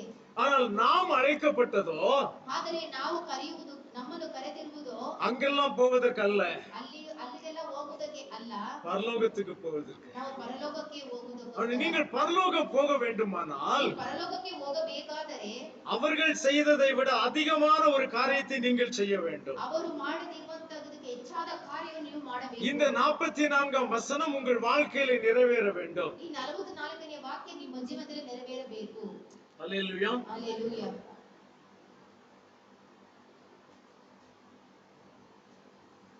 இந்த 5ஆம் அதிகாரத்திலேயே 5ஆம் அதிகாரம் 20ஆம் வசனம், Matthew 5:20. ನಿಮ್ಮ ನೀತಿಯು ಶಾಸ್ತ್ರಿಗಳ ಮತ್ತು ಫರಿಸಾಯರ ನೀತಿಗಿಂತಲೂ ಹೆಚ್ಚಿನದಾಗಿದ್ದರೆ ನೀವು ಪರಲೋಕ ರಾಜ್ಯದಲ್ಲಿ ಸೇರಲಾರಿರಿ ಎಂದು ನಿಮಗೆ ಹೇಳುತ್ತೇನೆ. ஆமென். வேதபாரகர் பரிசேயர் என்பவர்களுடைய நீதியிலும் உங்கள் நீதி அதிகமாக இராவிட்டால் நீங்கள் பரலோக ராஜ்யத்தில் பிரவேசிக்க மாட்டீர்கள் என்று உங்களுக்கு சொல்லுகிறேன் சொல். அப்போ வேதபாரகர் பரிசேயர் என்று சொல்லுகிறவர்கள் எல்லாம் மத தலைவர்கள். ಶಾಸ್ತ್ರಿಗಳು ಪರಿಸರರು ಹೇಳುವವರು ಎಲ್ಲರೂ ಮತಾವಲಂಬಿಗಳು. அவர்கள் ரிலீஜியஸ் லீடர்ஸ், மத தலைவர்கள், ಮತಗಳ ಅವರ ಅಧಿಕಾರಿಗಳಾಗಿದ್ದರು. யாகுஷுவா நமக்கு என்ன கற்றுக் கொடுக்கிறார்? ಯಾಕೋಬ ನಮಗೆ ಏನನ್ನು ತಿಳಿಸಿಕೊಡುತ್ತಾನೆ? நீங்கள் பரலோக ராஜ்யம் போக வேண்டுமானால், ನೀವು ಪರಲೋಕ ರಾಜ್ಯಕ್ಕೆ ಹೋಗಬೇಕಾದರೆ அவர்களுடைய நீதியை காட்டிலும் உங்கள் நீதி அதிகமாக இருக்க வேண்டும். ಅವರ ನೀತಿಗಿಂತ ಹೆಚ್ಚಾದ ನೀತಿ ನಿಮ್ಮದಾಗಿರಬೇಕು. அப்ப அவர்களுடைய நீதி எப்படி இருக்கிறது? ಹಾಗಿದ್ದ ಮೇಲೆ ಅವರ ನೀತಿ ಯಾವ ರೀತಿ ಇತ್ತು? அவர்களுடைய நீதி எல்லாம் மனுஷர் காண வேண்டும் என்று செய்கிற கிரியைகளாய் இருக்கிறது. ಅವರ ನೀತಿ ಎಲ್ಲ ಮನುಷ್ಯರು ನೋಡಬೇಕು ಗೋಸ್ಕರ ಮಾಡುವಂತ ನೀತಿಯಾಗಿರುತ್ತದೆ. அப்ப நான் செய்கிற கிரியைகள் எப்படி இருக்க வேண்டும்? ಆದ್ದರಿಂದ ನಾವು ಮಾಡುವಂತ ಕ್ರಿಯೆಗಳು ಯಾವ ರೀತಿ ಇರಬೇಕು? அந்தரங்கத்தில் பார்க்கிற பிதாவுக்கு வெளிப்படும்படியான கிரியைகளாக நம்முடைய கிரியைகள் இருக்க வேண்டும். ಅಂತರಂಗದಲ್ಲಿ ನಡೆಯುವುದನ್ನು ನೋಡುವಂತ ಕ್ರಿಯೆಗಳಾಗಿರಬೇಕು. அந்த அந்தரங்கத்தில் பார்க்கிற பிதா ಅಂತರಂಗವನ್ನು ನೋಡುವಂತ ತಂದೆ வெளியரங்கமாய் நமக்கு பலன் அளிப்பார். ಆತನು ಬಹಿರಂಗವಾಗಿ ನಮಗೆ ಪ್ರತಿಫಲವನ್ನು ಕೊಡುತ್ತಾನೆ. ஹல்லேலூயா. சோ இந்த விதமாக நம்மிடத்தில் வந்த ஒளி பிரகாசிக்க வேண்டும். ಈ ರೀತಿಯಾಗಿ ನಮ್ಮಲ್ಲಿ ಬಂದಂತ ಬೆಳಕು ಪ್ರಕಾಶಿಸಬೇಕು. நாம் ஒவ்வொருவருமே நம்முடைய வாழ்க்கையில இப்படிப்பட்ட ஒரு சுபாவத்தை கொண்டிருந்தோமானால், ನಮ್ಮ ಜೀವನದಲ್ಲಿ ಪ್ರತಿಯೊಬ್ಬರು ಈ ರೀತಿ ಸ್ವಭಾವವನ್ನು ನಾವು ಹೊಂದಿರುವುದಾದರೆ உங்களிடத்தில் வந்த ஒளி இனி மற்றவர்களுக்கு கடந்து போகும். ನಿಮ್ಮಲ್ಲಿ ಬಂದಂತ ಬೆಳಕು ಬೇರೆಯವರಿಗೆ ಅದು ತಲುಪುತ್ತದೆ. இப்படியே கொஞ்சம் கொஞ்சமாக அது கடந்து போய் ಹೀಗೆ ಸ್ವಲ್ಪವಾಗಿ ಅದು ಪ್ರಯಾಣ ಮಾಡುತ್ತಾ இப்பொழுது முழு உலகமும் பிரகாசமாய் மாறிவிடும். ಈ ಪೂರ್ತಿ ಲೋಕವು ಪ್ರಕಾಶಮಾನವಾಗಿ ಬದಲಾವಣೆ முழு உலகமும் வெளிச்சமாய் மாறிவிடும். ಈ ಪೂರ್ತಿ ಲೋಕವು ಬೆಳಕಾಗಿ ஆனால் ಮಾರ್ಪಡಿಸುತ್ತದೆ. நமக்குள் வந்த ஒளியை நாம் உபயோகப்படுத்தாமல் இருப்போமானால் என்ன நடக்கும்? ನಮ್ಮಲ್ಲಿ ಬಂದಂತ ಆ ಬೆಳಕು ನಾವು ಉಪಯೋಗಿಸದಿದ್ದರೆ ಏನು ನಡೆಯುತ್ತದೆ? நம்மிடத்தில் ஒளி வந்திருக்கிறதா என்று கேட்டால் நிச்சயமாக நம்மிடத்தில் ஒளி வந்திருக்கிறது. ನಮ್ಮಲ್ಲಿ ಬೆಳಕು ಬಂದಿದೆ ಎಂದು ಕೇಳಿದರೆ ಖಂಡಿತವಾಗಲೂ ನಮ್ಮಲ್ಲಿ ಬೆಳಕು ಬಂದಿದೆ. அப்ப அந்த வந்த ஒளியை நாம் பிரயோஜனப்படுத்தாமல் வைத்திருந்தால், ಆ ಬೆಳಕನ್ನು ನಾವು ಪ್ರಯೋಜನ ಪಡಿಸದೆ ಇಟ್ಟಿದ್ದರೆ அந்த பிரயோஜனப்படுத்துகிற விளக்கு எப்படி இருக்கும்? ಪ್ರಯೋಜನ ಪಡಿಸುವಂತ ಬೆಳಕು ಯಾವ ರೀತಿ இப்ப ಇರುತ್ತದೆ? இந்த விளக்கை பார்த்த உங்களுக்கு அதை பற்றி தெரியாது.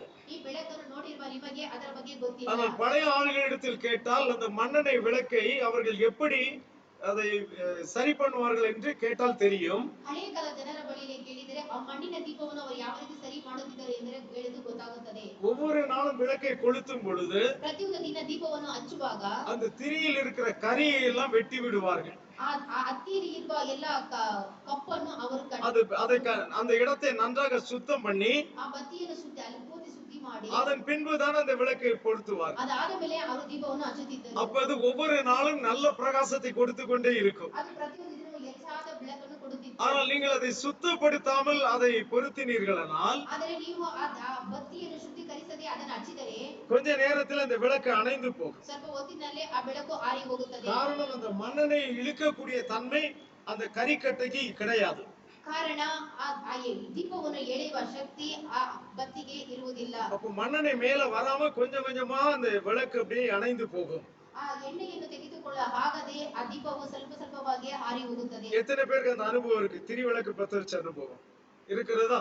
சோ அந்த திரி விளக்குல இப்படிப்பட்ட ஒரு காரியம் உண்டு.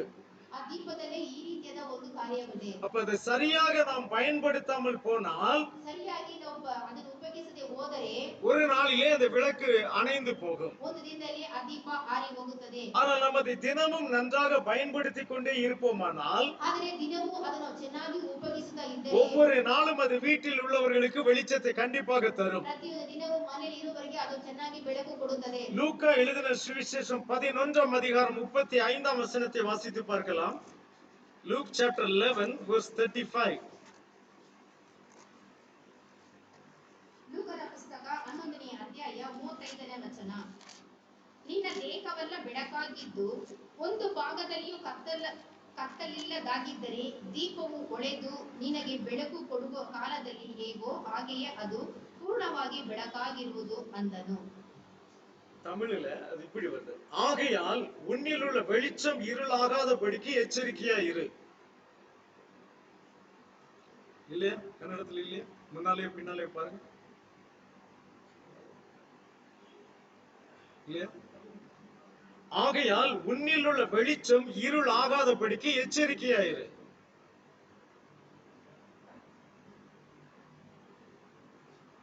இங்கிலீஷ்ல வாசிங்க.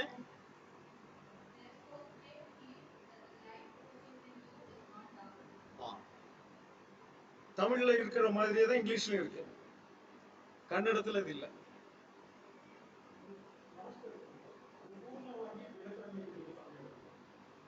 அடுத்த வசனத்துல அது இருக்கு. இந்த இல்ல. சோ உன்னில் உள்ள வெளிச்சம், அதாவது உன்னில் உள்ள வெளிச்சம் என்று சொன்னால் தேவன் உங்களுக்கு அருளின ஒளி. ದೇವರು ನಿಮ್ಮಲ್ಲಿ ಇಟ್ಟಿದ್ದಂತ ಆ ಬೆಳಕು, அந்த ஒளியை நீங்கள் பயன்படுத்தாமல் போனால் ಆ ಪ್ರಕಾಶವನ್ನು ನೀವು பயன்படுத்தದೆ ಹೋದರೆ அது இருள் அடைந்து விடும். ಅದು ಕತ್ತಲಾಗುತ್ತದೆ. இருள் என்ன, வெளிச்சம்னா என்ன? ಕತ್ತಲು ಎಂದರೆ ಏನು? ಬೆಳಕು. வெளிச்சம் என்பது தேவனை பற்றி அறிகிற அறிவு என்று சொன்னால், ಬೆಳಕು ಎಂದರೆ ದೇವರನ್ನು ತಿಳಿದುಕೊಳ್ಳುವ ಜ್ಞಾನ ಎಂದು ಹೇಳಿದರೆ, அப்ப இருள் என்றால் என்ன? ಆಗಿದ್ದ ಮೇಲೆ ಕತ್ತಲು ಎಂದರೆ ಏನು? தேவனை பற்றிய அறிவு இல்லாமல் போவது. ದೇವರನ್ನು ತಿಳಿದುಕೊಳ್ಳುವ ಜ್ಞಾನ ಇಲ್ಲದೆ ಹೋಗುವುದು. அதுவும் வெளிச்சம் ஒரு முறை வந்த வெளிச்சம் இப்பொழுது இருளாய் மாறுகிறது. ಒಂದು ಸಲಿ ಬಂದಂತ ಆ ಬೆಳಕು ಈಗ ಕತ್ತಲಾಗಿ ಮಾರ್ಪಡುತ್ತದೆ. அப்ப ஒரு மனுஷன் வெளிச்சத்தை பெற்றுக்கொண்ட பின்பு, ಒಬ್ಬ ಮನುಷ್ಯನ ಬೆಳಕನ್ನು ಪಡೆದುಕೊಂಡ ಮೇಲೆ அந்த மனுஷனுடைய வாழ்க்கை இருளாய் மாறி போகுமானால், ಆ ಮನುಷ್ಯನ ಜೀವನ ಕತ್ತಲಾಗಿ ಬದಲಾವಣೆಯಾದರೆ அவன் அந்த வெளிச்சத்தை பற்றி குறை சொல்லுகிறவனாய் இருப்பான். ಅವನು ಆ ಬೆಳಕನ್ನು ಕುರಿತು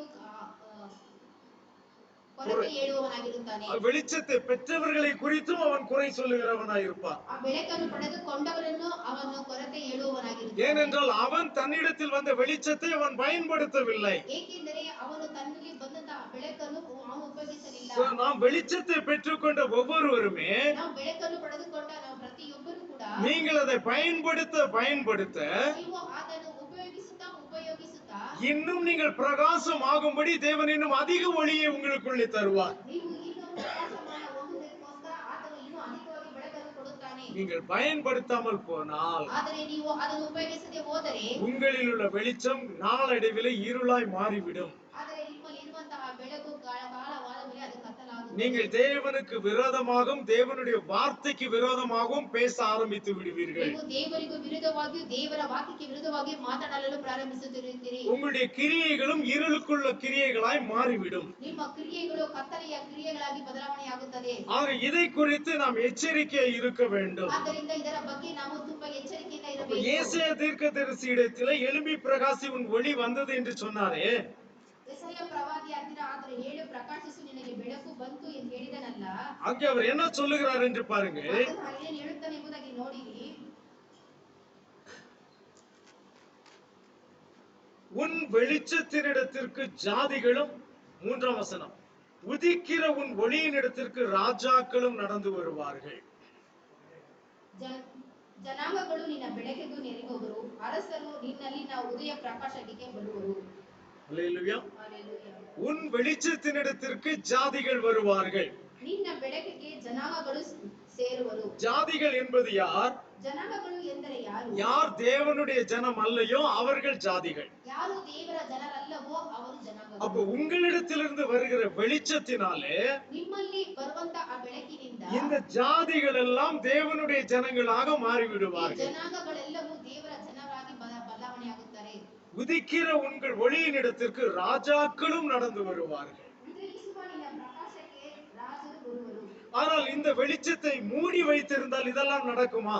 ಆದರೆ ಈ ಬೆಳಕನ್ನು ಮುಚ್ಚಿಟ್ಟುಕೊಂಡರೆ ಇದೆಲ್ಲ ನಡೆಯುತ್ತದಾ? நிச்சயமாக இது நடக்காது. ಖಂಡಿತವಾಗಲೂ அப்ப ನಡೆಯುವುದಿಲ್ಲ. வெளிச்சத்தை பெற்றுக்கொண்ட நாம் பிரகாசிக்க வேண்டும். ಬೆಳಕನ್ನು ಪಡೆದುಕೊಂಡಂತ ನಾವು ಪ್ರಕಾಶಿಸಬೇಕು. ஆகையினால் தான் சொன்னார், எழும்பி பிரகாசி. ಆದ್ದರಿಂದ ಆತನು ಹೇಳುತ್ತಾನೆ, ಹೇಳು முதல் ಪ್ರಕಾಶಿಸು. முதல் காரியம் என்ன செய்ய வேண்டும்? ಮೊದಲನೆಯ ಕಾರ್ಯ ಏನು? ஒளியை பெற்றுக்கொண்ட உடனே செய்ய வேண்டிய முதல் வேலை எழும்ப வேண்டும். ಬೆಳಕನ್ನು ಪಡೆದುಕೊಂಡ ಮೇಲೆ ತಕ್ಷಣ ನಾವು ಎದ್ದೇಳಬೇಕು. நாம் இருக்கிற இடத்தை விட்டு எழும்ப வேண்டும். ನಾವು ಇರುವಂತ ಸ್ಥಳವನ್ನು ಬಿಟ್ಟು ಎದ್ದೇಳಬೇಕು. இந்த உலகத்திலே மைண்ட் பவர் டெவலப்மெண்ட்ங்கிறதுல அவங்க ஒரு விஷயத்தை சொல்லி கொடுக்கிறார்கள். ಈ ಲೋಕದಲ್ಲಿ ಜ್ಞಾನದ ಬಗ್ಗೆ ಒಂದು ವಿಷಯವನ್ನು ಹೇಳಿಕೊಡುತ್ತಾರೆ. நீங்கள் உங்கள் வாழ்க்கையிலே ஒரு மாற்றத்தை பார்க்க வேண்டுமானால், ನೀವು ನಿಮ್ಮ ಜೀವನದಲ್ಲಿ ಒಂದು ಬದಲಾವಣೆ ನೋಡಬೇಕಾದರೆ, அல்லது உங்கள் வாழ்க்கையிலே ஒரு ஜெயத்தை நீங்கள் பார்க்க வேண்டுமானால், ಅಂದರೆ ನಿಮ್ಮ ಜೀವನದಲ್ಲಿ ಒಂದು ಜಯವನ್ನು ನೋಡಬೇಕಾದರೆ உங்களுடைய கம்ஃபர்ட் ஜோன்ல இருந்து நீங்கள் வெளியே வர வேண்டும் என்று சொல்லுகிறார். ನಿಮ್ಮಲ್ಲಿ ಇರುವಂತಹ ಕಂಫರ್ಟ್ ಝೋನ್ ಹೊರಗಡೆ ಬರಬೇಕು ಎಂಬುದಾಗಿ ಹೇಳುತ್ತಾನೆ. இன்னைக்கு நிறைய பேருக்கு அவர்கள் இருக்கிற இடம், அதாவது சோறு கண்ட இடம் சொர்க்கம்னு சொல்லுவாங்க.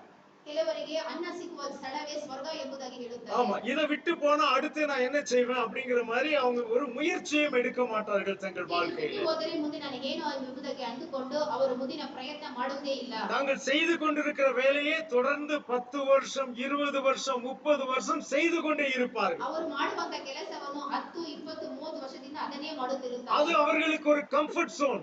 ಅದು ಅವರಿಗೆ ತೃಪ್ತಿಯಾಗಿರುತ್ತದೆ. அந்த இடத்தை விட்டு வெளியே வந்தால் ಆ ಸ್ಥಳವನ್ನು ಬಿಟ್ಟು ಅವರು ಹೊರಗಡೆ ಬಂದರೆ இன்னும் உங்களால் அநேக காரியங்கள் செய்ய முடியும் என்பது உங்களுக்கு தெரியும். ಇನ್ನು ಅನೇಕ ಕಾರ್ಯಗಳನ್ನು ಮಾಡಲು ಆಗಬಹುದೆಂದು ನಿಮಗೆ ತಿಳಿಯ ಬರುತ್ತದೆ. ஆனால் அந்த இடத்தை விட்டு நாம் வெளியே வர மாட்டோம். ಆದರೆ ಆ ಸ್ಥಳವನ್ನು ಬಿಟ್ಟು ನಾವು ಹೊರಗಡೆ ಬರುವುದಿಲ್ಲ. ஆகையினால தேவனுடைய வார்த்தை முதலில் என்ன சொல்லுகிறது? ಆದ್ದರಿಂದ ದೇವರ ವಾಕ್ಯ ಮೊದಲು ಏನನ್ನು ಹೇಳುತ್ತದೆ? உங்களிடத்தில் ஒளி வந்த மாத்திரத்திலே ನಿಮ್ಮಲ್ಲಿ ಬೆಳಕು ಬಂದ ಮಾತ್ರವೇ அரைஸ் எழும்பு. ನೀನು ಎದ್ದೇಳು. நீ இருக்கிற இடத்தை விட்டு எழும்பு. ನೀನು ಇರುವ ಸ್ಥಳವನ್ನು ಬಿಟ್ಟು ಎದ್ದೇಳು. நீ இருக்கிற இடத்திலே நீ அனுபவிக்கிற சுகத்தை விட்டு விட்டு நீ எழும்பு. ನೀನು ಇರುವ ಸ್ಥಳದಲ್ಲಿ ನೀನು ಅನುಭವಿಸುವ ಸುಖವನ್ನು ಬಿಟ್ಟು ನೀನು ಎದ್ದೇಳು. எழும்பின பிறகு ನೀನು ಎದ್ದ ಮೇಲೆ நீ பிரகாசி. ನೀನು ಪ್ರಕಾಶಿಸು. நீ அப்படி பிரகாசிக்கும் பொழுதுதான் ನೀನು ಆ ರೀತಿ ಪ್ರಕಾಶಿಸಿದರೆ உதிக்கிற உன் ஒளியினிடத்திற்கு ஜாதிகளும் ராஜாக்களும் கடந்து வருவார்கள். ಉದಯಿಸುವ ನಿನ್ನ ಪ್ರಕಾಶದ ಹತ್ತಿರ ರಾಜರು ಜನಾಂಗಗಳು ಬರುವರು. அல்லேலூயா. ಹಲ್ಲೆಲೂಯಾ. எனக்கு இந்த ஒளி வந்த மாத்திரத்திலே ನನಗೆ ಈ ಪ್ರಕಾಶ ಬಂದ ತಕ್ಷಣ நான் யாரிடத்திலும் ஆலோசனை கேட்க போகவில்லை. ನಾನು ಯಾರ ಬಳಿಯಲ್ಲೂ ಆಲೋಚನೆ ಕೇಳಲಿಲ್ಲ. 1-2 நாட்கள் நான் அதை வைத்து ஜெபித்தேன். 1-2 ದಿನ ನಾನು ಇದನ್ನು ಇಟ್ಟುಕೊಂಡು ಪ್ರಾರ್ಥನೆ ಮಾಡಿದೆ.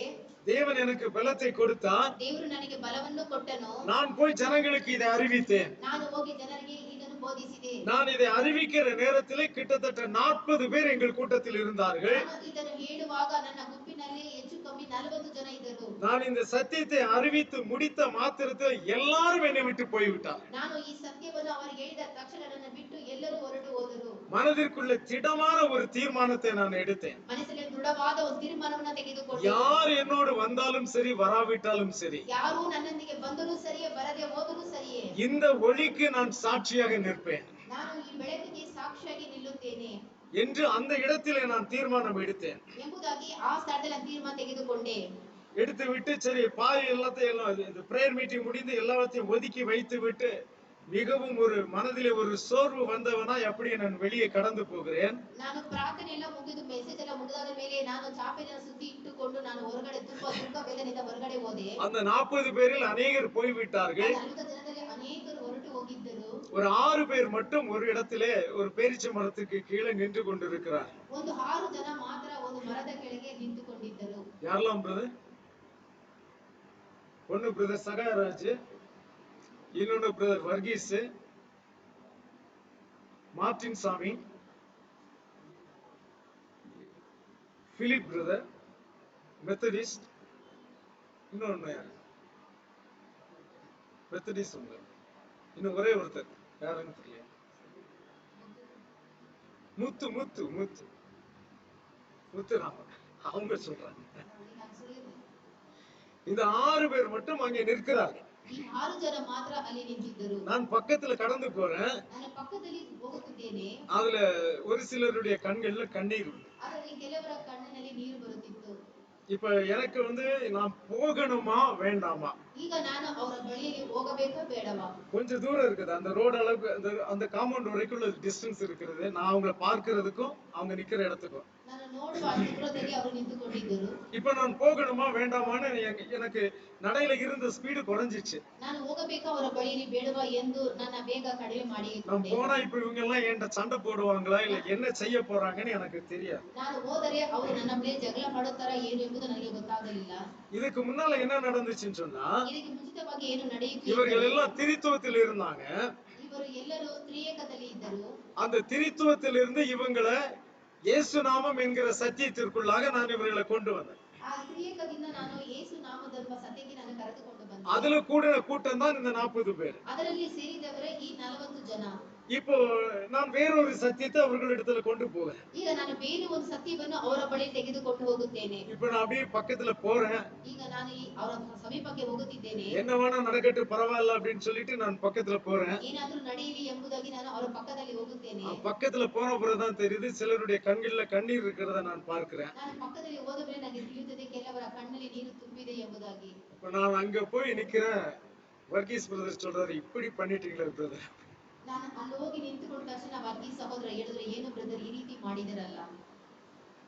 அப்படி சொன்ன உடனே எல்லார் கண்ணிலுமே கண்ணீர் வந்துச்சு. ಹಾಗೆ ಹೇಳಿದ ಮೇಲೆ ಅಲ್ಲಿ ಇದ್ದಂತ 6 ಜನರಲ್ಲಿ ಕಣ್ಣೀರು ಬಂತು. என் கண்ணிலையும் கண்ணீர் தான். ನನ್ನಲ್ಲೂ ಕಣ್ಣೀರು ಬಂತು.